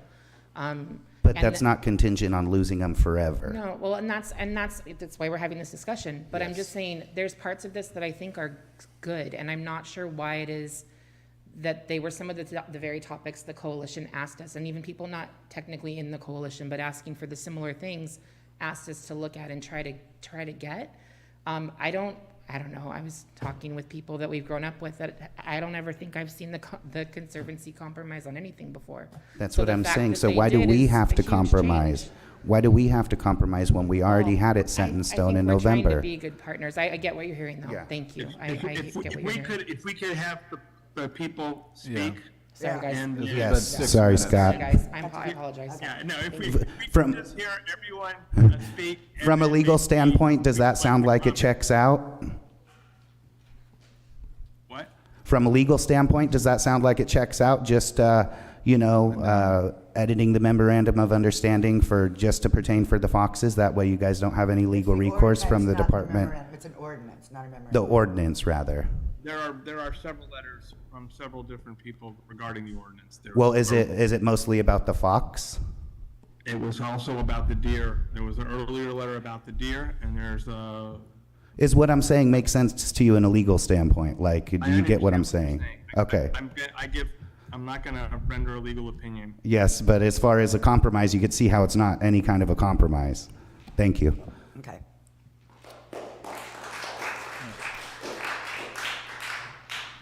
Good evening, everyone. Pastor Lopez, 341 Descanso Avenue. I want to make it clear I'm not here to be adversarial, but I will share a little history with you that compels me to stand up and talk to you. Many years ago, there was a beautiful reservoir at the bottom of Cottonwood Canyon. The Conservancy drained the reservoir and washed all the aquatic garter snakes into the ocean, never to be seen again. I was then asked by some Conservancy naturalists to please notify them whenever I saw precious aquatic garter snakes. Well, I wasn't gonna tell them anything. Number two, I was at hay press when a conservancy worker was monitoring the feral cats out there. And she had a name for the cat and everything, and she just was really happily letting this cat do what cats do. They're recreational hunters. I went to the conservancy house and I told the person at the top that a feral cat recreationally hunting can decimate an entire acre in a short amount of time. There went our burrowing owls, killdeer, small mammals, amphibians, other living creatures out there. You don't see the burrowing owls out there anymore. Number three, Stan Escobar was hired to bring his Catahoula hounds to the island to kill animals. In the evening, he was visiting us quite often, and his dogs were running wild. I asked him if he had vaccinated them, and he said, no, they're just a dispensable tool to me. They make my money for me. He was not interested in vaccinating them. Next thing I know, our Little Harbor fox were gone. Fox were up here on the east end, dead. The divide, dead. Everywhere Stan had been, he left a trail of dead fox. I went to the conservancy house and told him about that, and they said, no, you're mistaken. We know that Stan never hunted east of Two Harbors. Well, we saw him in Bulrush Canyon, we saw him up here, we saw him on the east end. That's what I got from the conservancy. These ladies were not here during that time, but they're here now. About 24 years ago, my daughter and I were about 3 miles up the hill when white buffalo came in and started slaughtering a herd of deer about as close to us from here to the playground right here. They were blowing their legs off. They were shooting them in the spine. The deers were crawling on bloody stumps, screaming in agony. That's what's going to happen to the deer. They're not going to make clean kills. I went to the conservancy house and I told the lady that being a Vietnam veteran, I know for a fact, you're not going to make a clean one-shot kill on a moving animal from a moving helicopter. I was told I was wrong and that was a humane way to eradicate those animals. What a mistake. How wrong is that? So, when I was 18 years old, I volunteered to go to Vietnam, not knowing if I was ever going to come home to Catalina again. But I stand here today at the age of 75 with the same conviction that I had then to oppose any of this one-sided so-called compromise that's put on the table. I encourage you to proceed with extreme caution on any type of so-called compromise that you engage in. Okay. How would anyone like to be the very last deer of the dying out tagged deer in Avalon, wandering around lonely without your herd? I mean, come on, we're supposed to be compassionate, intelligent human beings in the 21st century. Weigh it out. There's right and wrong. Let's go for the right. Thank you. Thank you for your comment.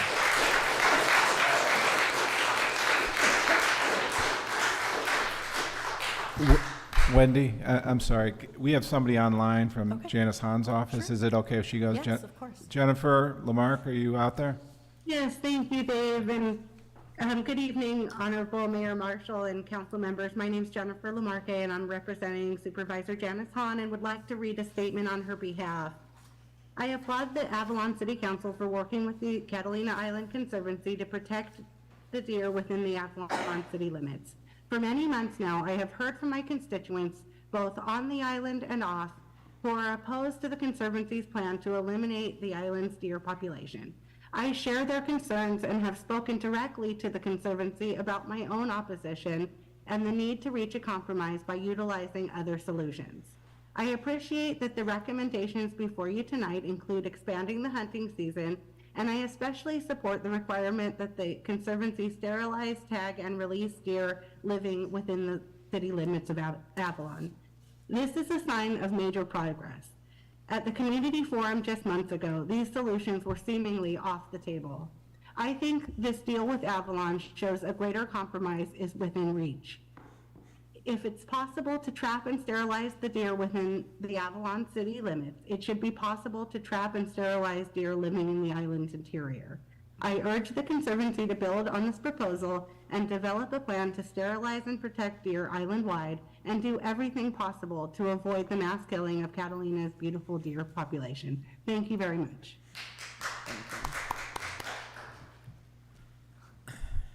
Okay. Hi, I feel like this is deja vu because I've already done this once and I'm really tired. So my name is Wendy Hernandez and I live at 333 Tremont Street, apartment number 6. And I'm here to voice my opposition to Catalina Island Conservancy's suggested amendments and so-called compromise with the city of Avalon and its residents. First, I want to take a moment to acknowledge and again thank you all for your unanimous vote back in November 2023 to approve our suggested amendments. I was and still am so incredibly proud of that moment and of all of you in our community for coming out in droves and letting their voices be heard. And it makes it makes me feel really good that you actually listened to us and you did your jobs. You listened to your constituents and you did what you were supposed to do.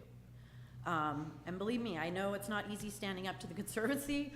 I've been doing it for the last 8 months. So I realize and acknowledge how huge of an act that was.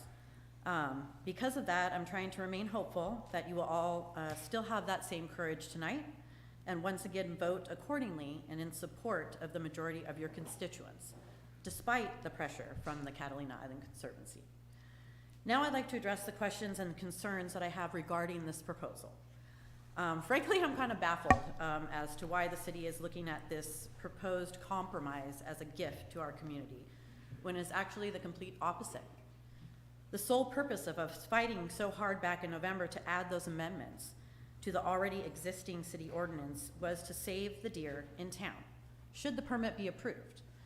And now with this current proposal from the Conservancy that you're contemplating approving, if that permit is approved, you are proposing to allow the Conservancy instead to sterilize the deer in town, which essentially is, again, killing all the deer, which is exactly what they want. So no, I do not see this as a win for our community at all, because it's not. The only one that wins with this new proposal is the Catalina Island Conservancy, because with this, they get exactly what they want, the complete removal of all of our deer. And what's the rush, frankly? The Conservancy has no authorization to do anything whatsoever to the deer in town at this time. Should the state ultimately grant the Conservancy's permit, arrangements for deer in town can be made at that time. There is absolutely no reason to act before the state has issued this permit. Also, any applicant for a scientific collection permit is required to get permission from the landowners and jurisdictions where they intend to conduct activities. The fact is, the Conservancy presumed the city of Avalon would never dare to say no to them. And frankly, Annie Marshall's letter of support back in 2022 made them even more sure of that fact. But in November, you did say no. You listened to your community and did the only thing that you had the authority to do in the situation, protect the deer within the city limits. And now you not only want to take that away from us, but you are annoyed and upset with us for not embracing it. This is not a compromise or a gift to anyone other than the Conservancy. The fact that people are outraged and feel betrayed is completely understandable and should have been expected, frankly. And to that, I would like to add, I'm very grateful for Sarah, and I loved your speech today. You know, I love you, long time, forever.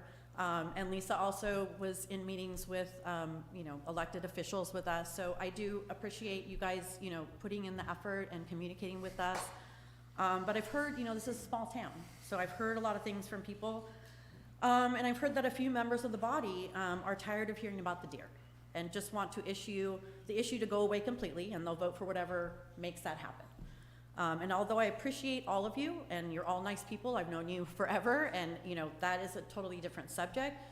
But frankly, like, if you want to complain about 2,000 emails, or you're feeling overwhelmed with people's reaching out and asking you to do your jobs, then maybe you should resign and let someone else take the position that is willing to do what needs to be done, if it's too overwhelming for you. And I'm not saying that as a put down or threatening or anything. I'm just saying that your community is speaking to you, and it shouldn't be a nuisance. It should be something that you embrace and do your job by listening to all of us. So I'm sorry if it's overwhelming. I'm sorry if you got 2,000 emails, but if nothing else, that should show you the large support that we have. It's not just the community. It's organizations, In Defense of Animals, Humane Society, hunting organizations, California Rifle and Pistol Association, 100,000 signatures on 2 petitions. It's not just a small group of islanders that don't want change and hate the Conservancy. That's not what this is about. This is about doing what's right. And finally, and for those who have not taken the time to read all of our letters of support and scientific information that we have collected over the last 8 months, the fact is we have made it very clear and obvious that the Conservancy has not established that the health of the island's ecosystem depends on zero deer only. And until that proof has been presented, no compromise should be considered. Full stop. Finally, not only was the community not invited to give input or offered a seat at the table for these discussions, we were only informed of this proposed compromise a few days ago, and we deserve to have adequate time to research and give our input on this very important issue before a vote is taken, and be able to have the community come out to support us, because we weren't able to organize that because we literally found out on Friday about this. So this is a big issue for the community, and everyone should have an opportunity to comment and to find out about it before a vote is taken. That's our right. So we deserve to have our voices heard, and frankly, we don't want to accept anything less.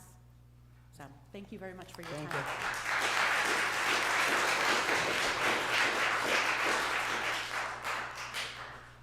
I would like to make a comment in 2022, that letter that I did sign, and Denise Ratty, who was, the city manager and was helping out when Dave was transitioning and whatever, she said, Annie, the reason we wrote that initial letter to Fish and Wildlife is because everybody was complaining about all the deer in town and how it was eating their crops, and they didn't like seeing the starving ones and all of that. So that's what the original letter was intended.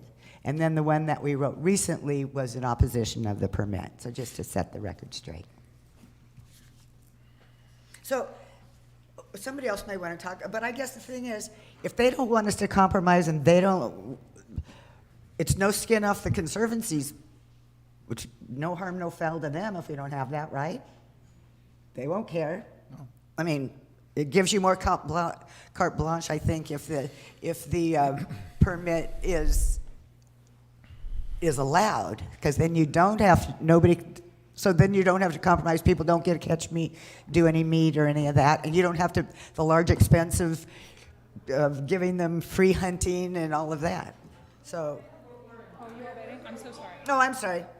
We didn't see anybody come out, sorry. Well, nobody came out, so. You're just, yeah.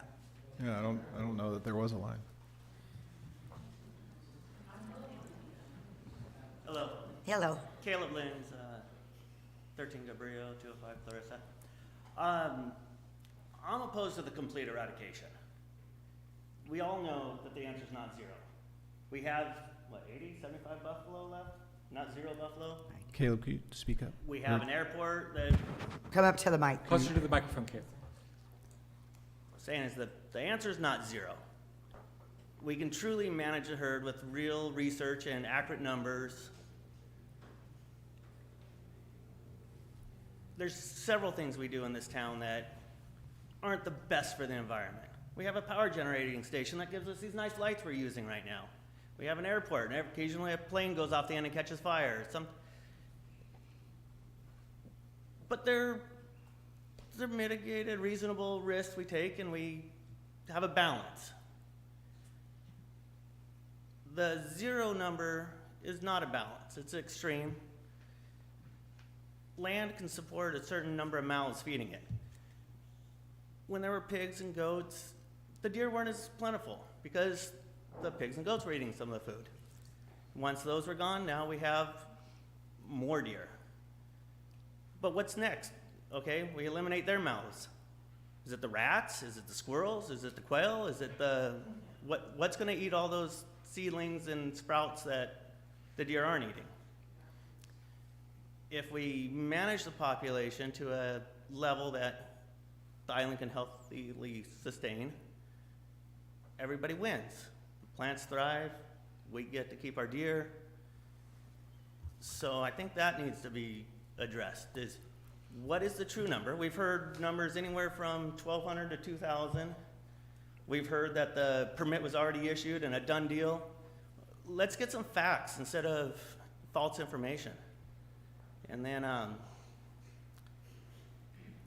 Lisa had brought up if they do get the permit, what keeps them from stops them from coming in Avalon? What stops them is the California Penal Code that restricts them to only hunting on their property or collecting on the property that they have direct authorization to hunt on. not a public city that you guys get to make the decisions who hunts or collects or kills on. Not my backyard, not, you know. So they don't own the entire island. They do have control of the majority of it. But we still have our own private property, our own municipal property that we can make the decision on and not be bullied into doing something we don't want to do. Caleb, I agree with you on that. The part that I was mentioning was the fact that the deer will still come and go from the city. And Yeah. so if they end up in the interior's property, And they they're then subject- become, right, Yeah, they're subject to it. They could get Yeah. killed, but not the effort of complete eradication, every last one of them. Well, the city did not, we sent a letter saying that we strongly oppose the permit. So it's in Fish and Wildlife's hand in their lap. On there for the property that they have control of. Exactly. It's in our hands, your hands, for Right, yeah, so I mean, the if you citizens' all property. don't want a memorandum here to protect a few of the deer here. It's not protecting them, it's just stretching it, it's just prolonging it, Okay, kicking the can if down the you road. don't care, that's what I'm saying, if nobody really cares that they might have a good couple of years here before they either starve or whatever, then. I'm looking beyond tomorrow. I'm looking the rest of my life. The My ones- niece's life, my The ones friends' in- children's life. I know, I guess I'm not, so what do you want us to do? You don't want us to do this? I do not like the idea of changing the ordinance. Or doing the memorandum? Or a memorandum, because how do you even trust them? They've already lied to us a dozen times, more than that. So you have a memorandum, where's the legal document that holds them accountable and liable if they go outside of it? Yeah, okay. And what's gonna, you know? Okay. All righty, so your 2 minutes are up, we'll go to the Okay. next. Thank you, Thank you. Caleb.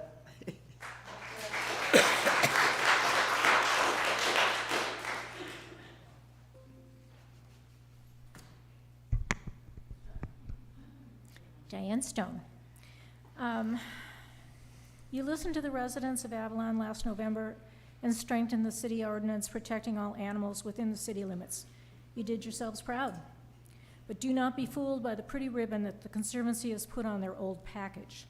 Their bottom line remains the same, the slaughter of all the island deer. What is the Conservancy offering? They say they won't use net and bolt.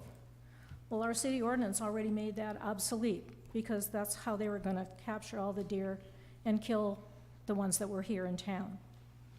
The final hunting season, grand gesture. It's a win-win for CIC. They kill a lot of deer, and then they won't have to pay white buffalo quite so much in 2025. Spay and neuter of a select number of town deer. How many? All of them? Some of them?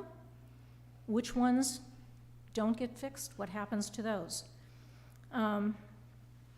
Doing that spay and neuter is already in their plans to Fish and Wildlife. That's their plan to do the Judas deer. The only difference now with this plan is that they wouldn't be killed unless perhaps by collateral damage if they are in the interior.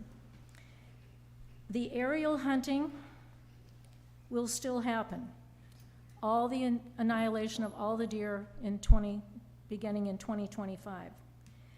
I am surprised to hear that they are talking about, without this memorandum, that they would begin in June of this year. June to September, the height of our tourist time, our hikers, our bikers. I don't quite understand that. You did the right thing by amending the city ordinance. Don't back down now. The rights and the interests of the citizens of Avalon should come first. To date, Fish and Wildlife has not granted this permit. So why is the city in a hurry to have this memorandum of understanding? Be strong and do the right thing. Thank you for your comments.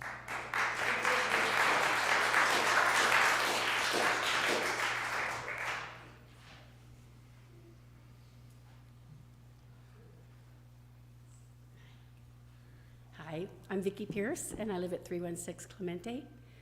I'm not here to add to any more of the comments that those that have made tonight. Diane Stone, Winnie Hernandez, pastor. I completely agree with them. I am completely opposed to changing this narrative to the compromise. I'm here actually to talk about the post that I made over the weekend because I was approached rather aggressively about the turmoil I caused over the weekend. And I want to tell you first a little backstory. October 2023, I emailed everyone, and Annie Marshall, that I wanted to know if she could let me know where they stood on the restoration plan. I didn't care where she stood or where you stand. I wanted to know if you had the courage or the conviction to speak publicly. Last night I was happy when I saw you at the Conservancy, and you still never said anything.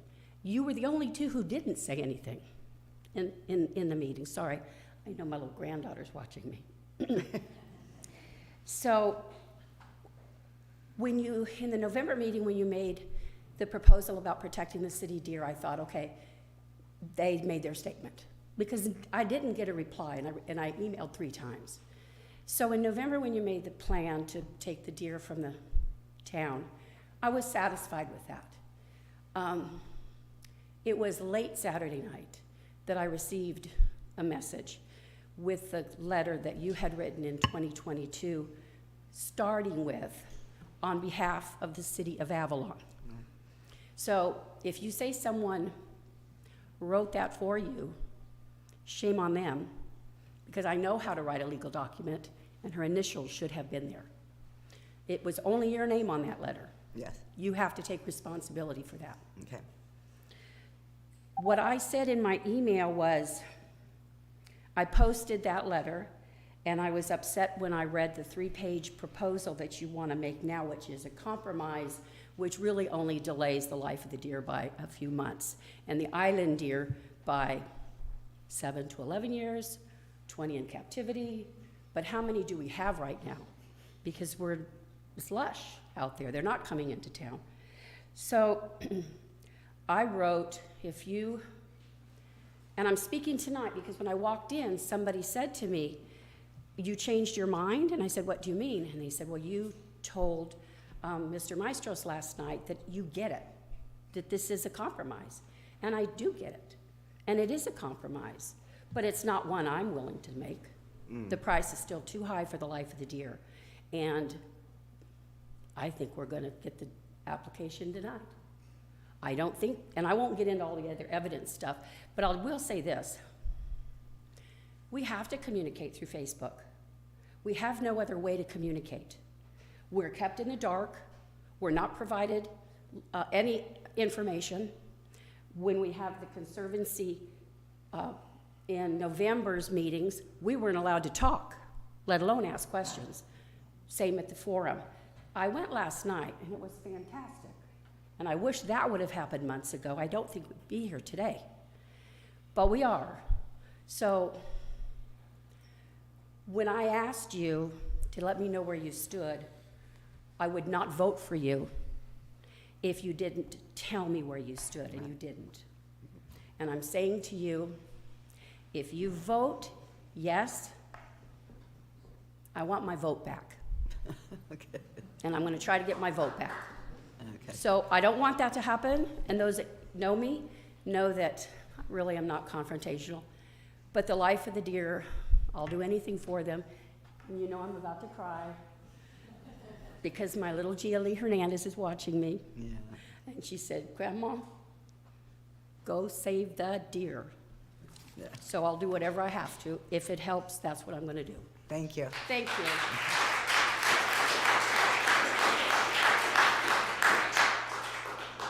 I did want to reply to that because I want to make sure that I got the email, and I searched it all through my stuff. I took a while because I want to make sure it wasn't lost in my stuff. I never received that email. I would have made my stance clear. I think to everyone that I've spoken to, my stance is clear. Even if it is a conservancy or it is our residents, I've said the same thing to both. I haven't switched up. For me, the social media isn't about communicating on there. We should. It's social media. And I love to see everything. I wake up just wanting to be happy because of everything that I've expressed. But for me, it's a name calling. There was name calling on there. And that's where the line should be drawn. If we want certain results and we're gonna disagree, that's absolutely fine. But I've had my niece come up to me and show me comments on there. Are they talking about you? They're saying this about you. So just like you're talking about your family, we're in the same position. I don't want my niece to be saying that about me, knowing well that that's not the kind of individual that I am. That's where my response is to the social media. Okay. Go ahead, Bree. Yeah. No, oh, well, they have to come up to the, You have to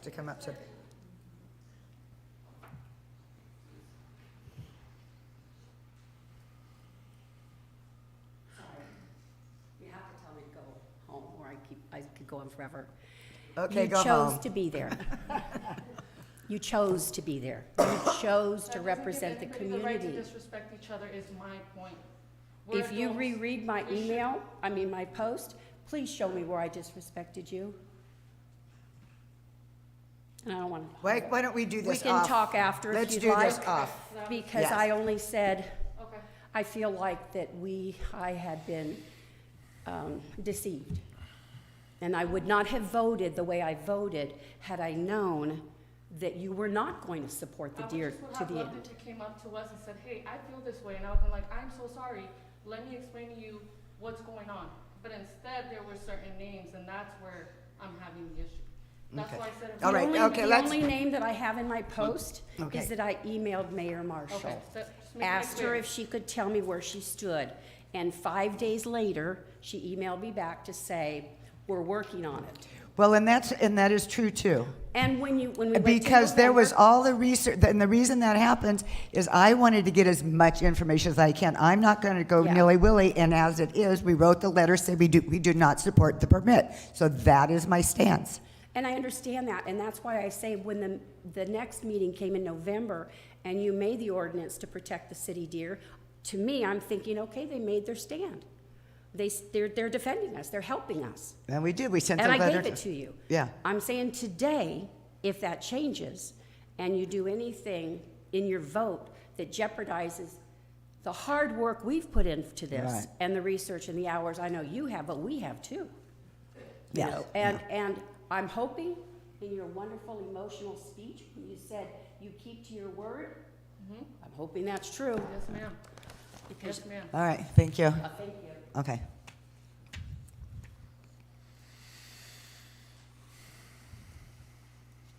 Hello, Mayor, Council. My name is Bree Bassard. I'm here to express my concerns. I feel like a lot of people behind me have already pretty much said a lot of the things that I want to say, so I'm going to try and keep it pretty brief.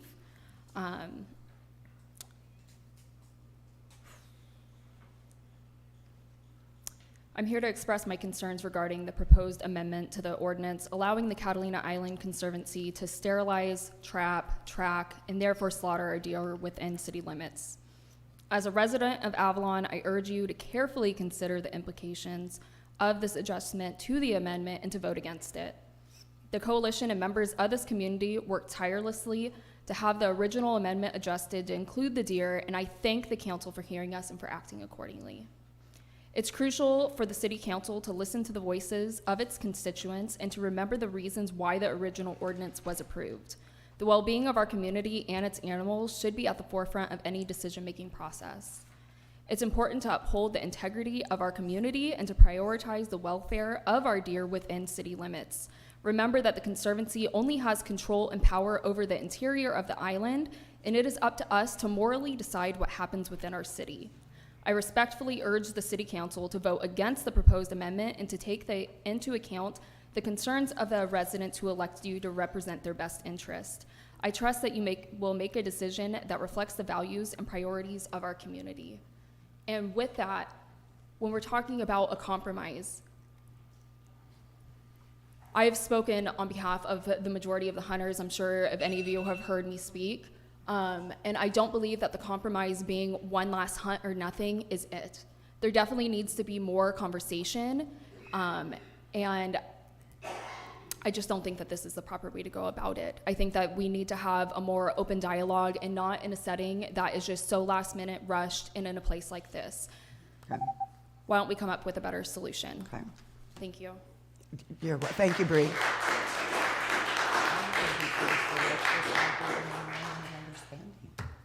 Sounds like the simple way to do it. Whitney?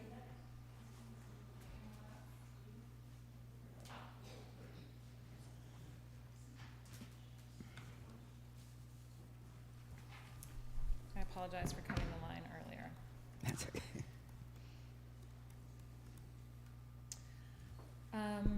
Good evening, Mayor, Marshall, Council. My name is Whitney Latore, and I'm the President and CEO of the Catalina Island Conservancy. I reside here in Avalon, and I appreciate the opportunity to address you all tonight. And thank you all for sharing your comments. We are listening closely. As the city manager shared in his written report, the Conservancy has been engaged in ongoing conversations with the city regarding the Catalina Island Restoration Project in order to reach compromises where possible that work for the community and that recognize our shared responsibility in ensuring a safe and resilient island for residents and visitors alike, now and for the future. But before sharing those details, I'd like to take a moment to update you on our community outreach efforts, what we've taken away from those conversations, and the modifications we've discussed with the city that take those conversations into account while also fulfilling our mission of ensuring a healthy, safe, and accessible island for generations to come. Over the past several months, the Conservancy has created several opportunities for the community to ask questions and to express any concerns about the project. Through nearly 100 one-on-one conversations with community members, a presentation at City Council, the formation of a local advisory board, a community forum with experts on island restoration, regionally, nationally, and globally, hundreds of questions submitted and answered on our website, and our community meetings at the trailhead over the past 3 months, we've been able to listen, answer questions, and explain the importance of the project. We were also asked to revisit the potential methodologies, from shipping the deer off the island to introducing a predator. And experts agree that these options are either not feasible, create more stress and harm for the deer, or are simply ineffective.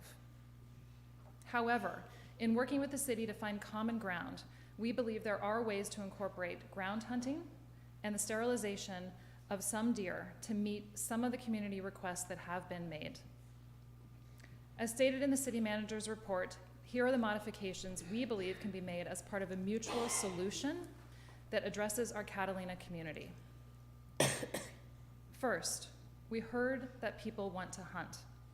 And while it's not feasible to leave a herd on the island that is controlled with hunting, we could incorporate this as an initial approach to culling the herd and honoring tradition by doing an expanded last hunt this year, with the goal of hunters taking as many deer as we're able to get permits for. Second, we heard concerns from the business community about the impacts on tourism. To minimize any impact, we have suggested avoiding aerial hunting operations during the peak tourism months of June through September, and will coordinate operations in the interior so sections of the island are able to remain open during the day. And finally, we were told by some residents that they feel a particular connection to the deer in Avalon and explored if we could keep some of those deer. As part of our modifications and with the amended ordinance, we could surgically sterilize a number of deer to remain. For the Conservancy, each of these modifications do pose challenges for the fulfillment of the restoration plan. But having heard from the community and through working with the city to reach compromises, we believe these could be achieved while also allowing us to fulfill our mission to protect and restore Catalina. In closing, I want to thank everyone who turned out to our various events. We greatly appreciate your time and your input. As discussed at our community conversation last night, the issue has led to some differing of opinion, but through it all, it's brought out our shared love for this island and the responsibility we each hold for its future. Thank you again. Thank you very much. And you know what? People aren't snickering when you all are talking, so I think I'd like you to have an air of decorum when other people are talking. I know I already spoke. I apologize for coming up again, but I just wanted to address a couple of the things that were just brought up right now. As far as community outreach, having little gatherings and conversation or claiming to answer questions is not the same as actually answering the questions. We submitted 32 questions to the Conservancy before the forum, and none of them were answered. So, and then they go and post on social media, which is frowned upon, I guess, but they post on social media and say, you know, yay, we've answered all your questions, all in one convenient little spot. I looked in that convenient little spot, and I didn't find any of my answers.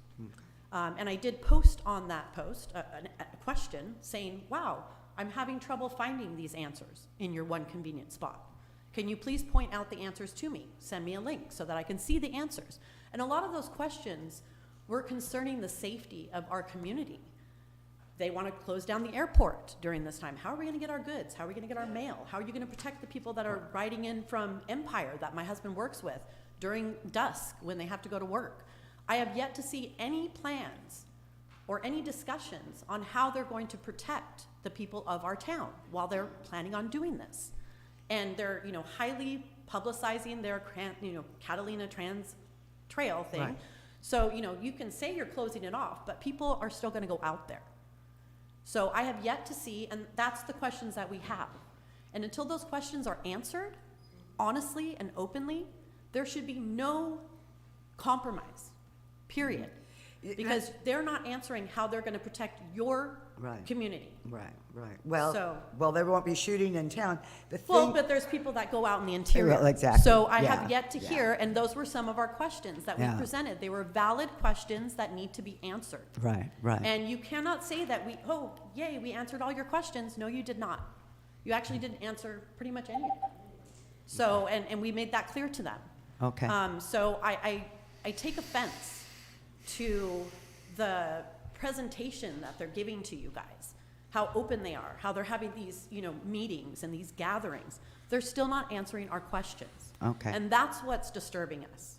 Okay. We cannot make a valued, honest decision on any of this without having all of the facts. Mm-hmm. And if you're not willing to be open and honest with the community and everybody that's concerned, then no, I Right. don't want this to happen because I don't know what your plans are, honestly. You know, so I just want to, you know, point that out. They can say they've answered all the questions, but they have not. And I'd be Okay. happy to email them and have them answer all my questions and post them everywhere if they would actually answer them. Okay. But I don't appreciate the untruth of claiming that you've answered our questions when you have not. Okay. So Thank I you. just wanna make that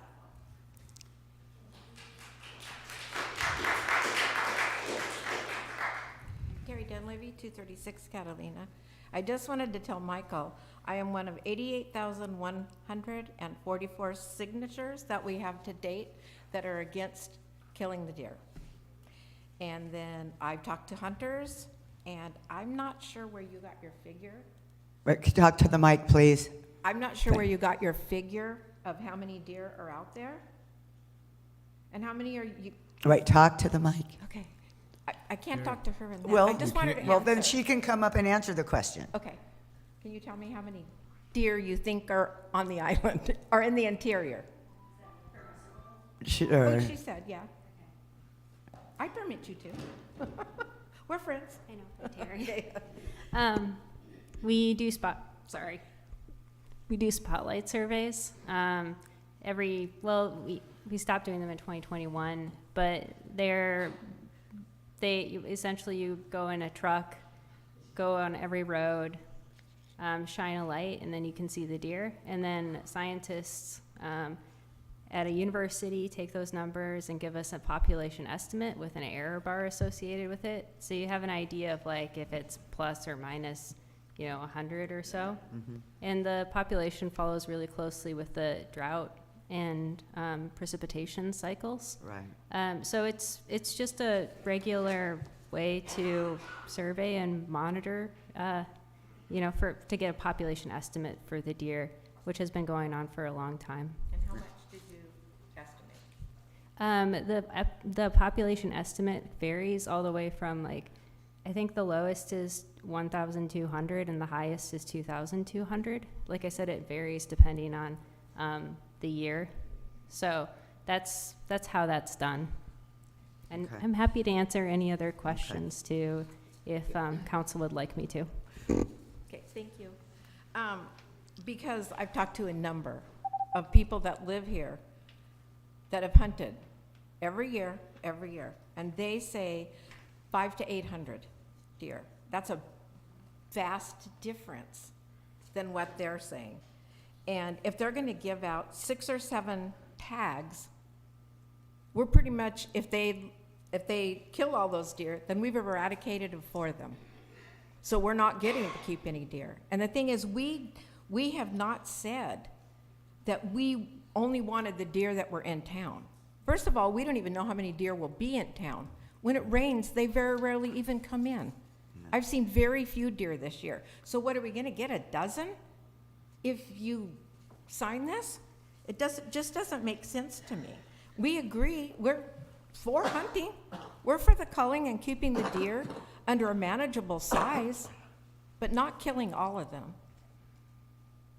So Okay. please, this is so stressful for our for a big majority, I'll say 90% of our town. And yes, of course we want he's like saying, oh, well, this is the last chance you're going to get deer meat? For people that have depended on this for 100 years to eat, to feed their families. And you think it's okay that we just go ahead and say, okay, we'll agree, and you can, we'll have one last hunt. Well, how long is that food going to last them?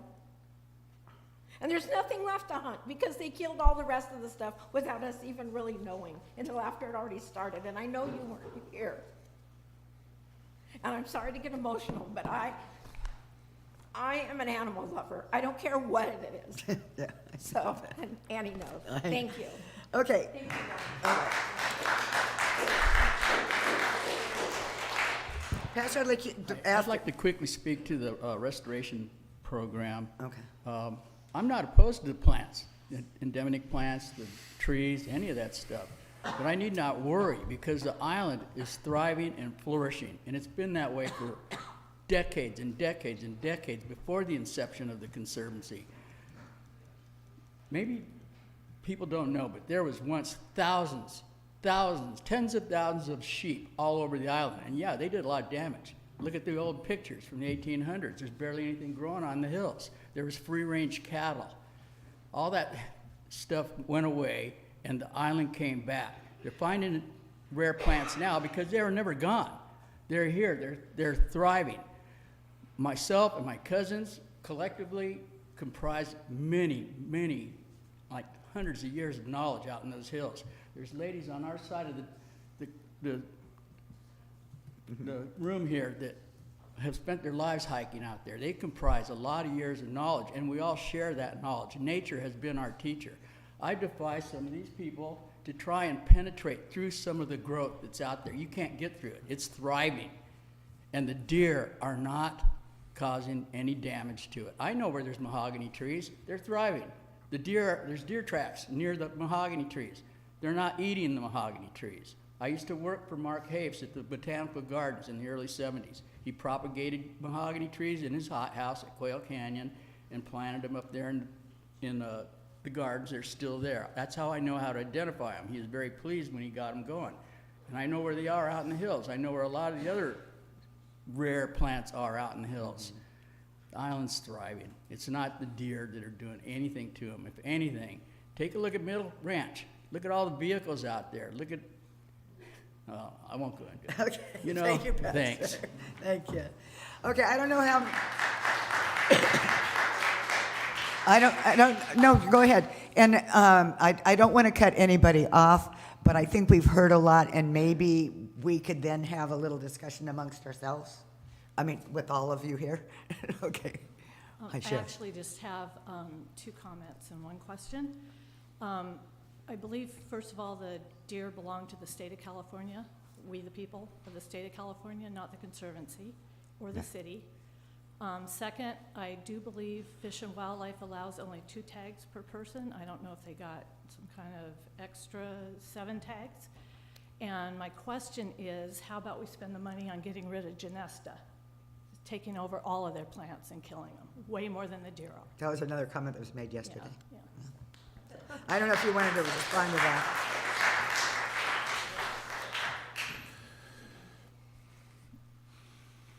Is that Peter Sharp? Hey. First time. I'm Peter Sharp, 318 East Whitley. I've spent my career as a wildlife biologist specializing in island ecology and wildlife restoration, and have been the director of the Institute for Wildlife Studies Bald Eagle Restoration Project since moving to Catalina in 1997. I've been involved with wildlife projects on all 8 of the California Channel Islands over the past 27 plus years. This work has afforded me the opportunity to experience the unique ecosystems found on each island, to observe the negative impacts that non-native ungulates have had, and to witness the recovery of animal and plant communities following ungulate removal. It's indeed unfortunate that previous generations put us in our current position by introducing large non-native animals to the island without understanding or perhaps not even caring about their impact on the native species or the island ecosystem in general. I believe that the deer should be removed from the island for ecological reasons, but also to reduce future animal suffering. Unlike the millions of mainland mule deer, Catalina's deer cannot migrate during periods of food or water stress because they are essentially a captive population fenced in by the ocean.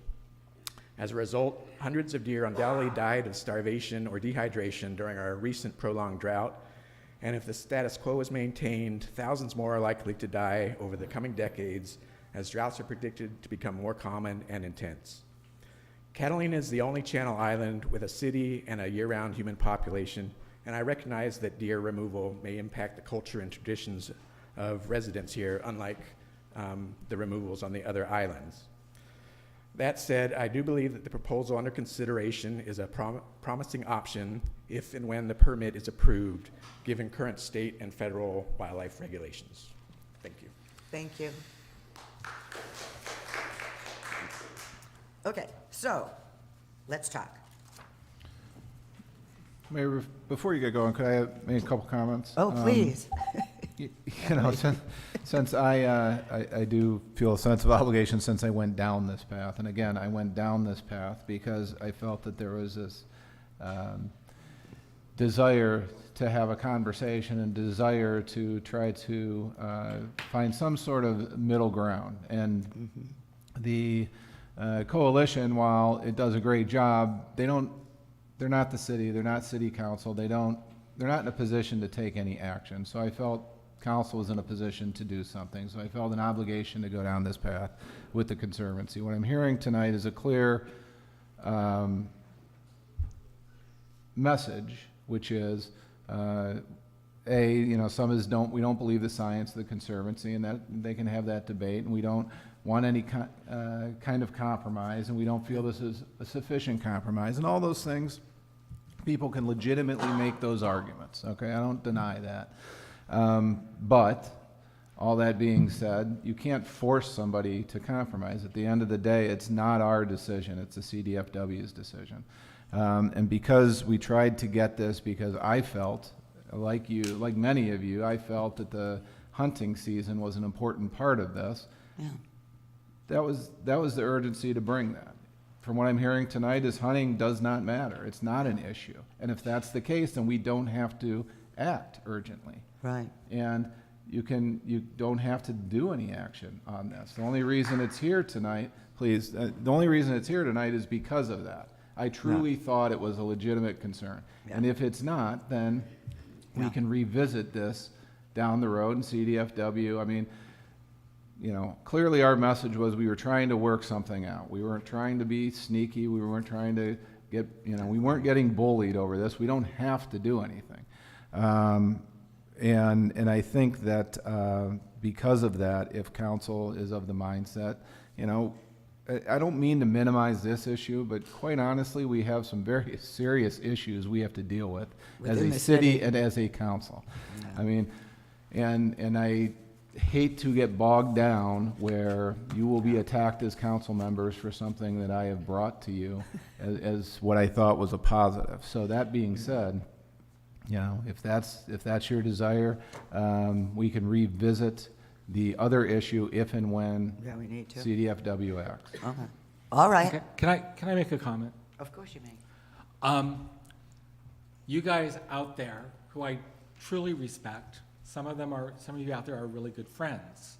You have made this body feel like they're deer killers, that we want to kill the deer. Nobody on this dais wants a deer kill. Nobody on this dais wants helicopters in the air shooting deer. I'm talking here. We are trying to do what's best for this community, and we are getting harangued for trying to come up with a compromise. You don't like the compromise, that's fine. Dave had his reasons for bringing this to us, and it looks like we're going to go ahead and just let that go. But to treat my fellow council people the way they have been treated on social media, I don't even go into the discussion page anymore. And to make veiled comments, threats, and all of that is not right. And so I just want to say that we as a group do not want a deer kill. We do not want helicopters in the air killing deer. But we also have to look out what's best for this community, this city. And you guys have done an amazing job in your organization. But are you really 90% of the community? That's my big thing. I've heard from people who don't really have an opinion on the deer. There's a very large vocal group of you that do, and I understand that, I understand the passion. But we're just trying to do what's best. So that's all I've got to say. Okay, so all I've got to say is we're not gonna provide any direction to you to do anything, we're just gonna let this die until it has to come back if we wanted to change the ordinance for the fox. That's what I'm hearing. If that's the That's what vote I'm of hearing. council. Mary, Lisa? What, we're just, I Don't don't do know the- what you're don't do- saying. don't So do we the don't do memora- any action on this? Don't do the memorandum of understanding, don't have him negotiate a No memorandum. action, just Oh, yeah, well, I mean, I said at the outset of this meeting that I thought that it was a good compromise, but sitting here and listening to y'all, Yeah, if you don't care. I mean, if you want to roll the dice, Right. and you don't want to have this, then I'm going to listen to you, and I don't want to do it, you know, that's fine. I thought that there were things in there that You the might like. community wanted. I mean, Yeah. like Dave put it, Yeah. he just said that. So I was of that mindset as well. But apparently, we were gravely mistaken. But I would also like to point out that when I made a comment about the 2,000 emails, thank you very much, it's not that I'm bothered by that at all, but most of the emails that we got were stop the eradication of the deer, which is not what we were here to talk about. We were here to talk about this amendment to this Yeah. thing. So it's like, that was unnecessary. I mean, I understand, but for me, it's like, it doesn't allow the people that actually took the time to write their own email and voice their opinion, yay. But these bots of copy-paste just absolutely the same thing about nothing that we were here to discuss tonight is kind of bothersome. So I just wanted to say that. That's good. Okay. Yes? Hi, Debbie Wright, 210 Descanso. I was not intending on speaking tonight. However, I felt compelled to speak because of a couple things that have been said. As far as the community not believing the Conservancy science, why would we? When Tony, who was for 6 years president of the Conservancy, gets up and speaks to you and this community, stating that after conferring with several different scientists, that they concluded that for the size of this island, 48,000 acres, that 500 deer could easily coexist with plants. So I'd like to know several things. Number one, what has changed since Tony Caldap made that statement? Do you not believe those scientists that before your time that the Conservancy was speaking to? Because were those scientists wrong and your scientists are right? Do you not believe that the senior environmental scientists for 26 years for CDFW disputed everything that Carlos and Ann Muscat were saying on a tour? Disputed everything. That scientist was wrong and the Conservancy was right? So when you say that this community does not believe in the Conservancy science, why would we? That's first and foremost. Number two, as far as how you count the deer, they're wild animals. You know that, we know that. They move. When you go out in different nights and you do these headlight searches or whatever you call it, you don't know if you're counting the same deer. You don't know exactly how many deer are on here. For me, I live across the street from 2 vacation rentals. And every weekend, I had a different group of hunters in both sets of vacation rentals. And I spoke to those hunters every time they came back with their coolers. And I would ask them, in your opinion, as a hunter, and who's been here on the island hunting before, what do you think the numbers are? And someone mentioned it already, 500 to 800, and they felt 800 was an exaggeration. So who's right? The Conservancy and their spotlight counting? The hunters who are out there? I hike all over this island. I know other people hike all over this island. I don't see the deer. So I'm just saying, when you make statements that this community does not agree with the Conservancy's science, then you have to understand why this community feels the way that they do. Thank you. The item there, I think once again, the Avalon City Council has been incredible in allowing you all to speak on items that are on issues in this item number 10 that shouldn't be addressed. I mean, we came to talk about this thing, and we've listened to you as if we were going back to when the last time we had a big city forum. So I believe we are having consensus saying we're not going to do anything with this memorandum, and everything's going to stay the same. And I have a hunter in the background, and if he doesn't care about any last hunt, that's okay too. No, you're saying you don't want to, but with not having a memorandum, you would not, perhaps, if it is approved, be allowed a last hunt. That's what I'm saying.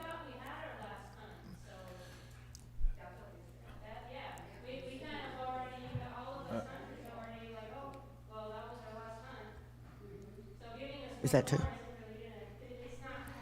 Oh, okay, okay. Then all right, then I think we'll just close this issue with there be no memorandum of understanding with the Mayor, Catalina can I Island ask Conservancy. Scott, since it's on, do they have to take a vote, Scott, and vote it down, or?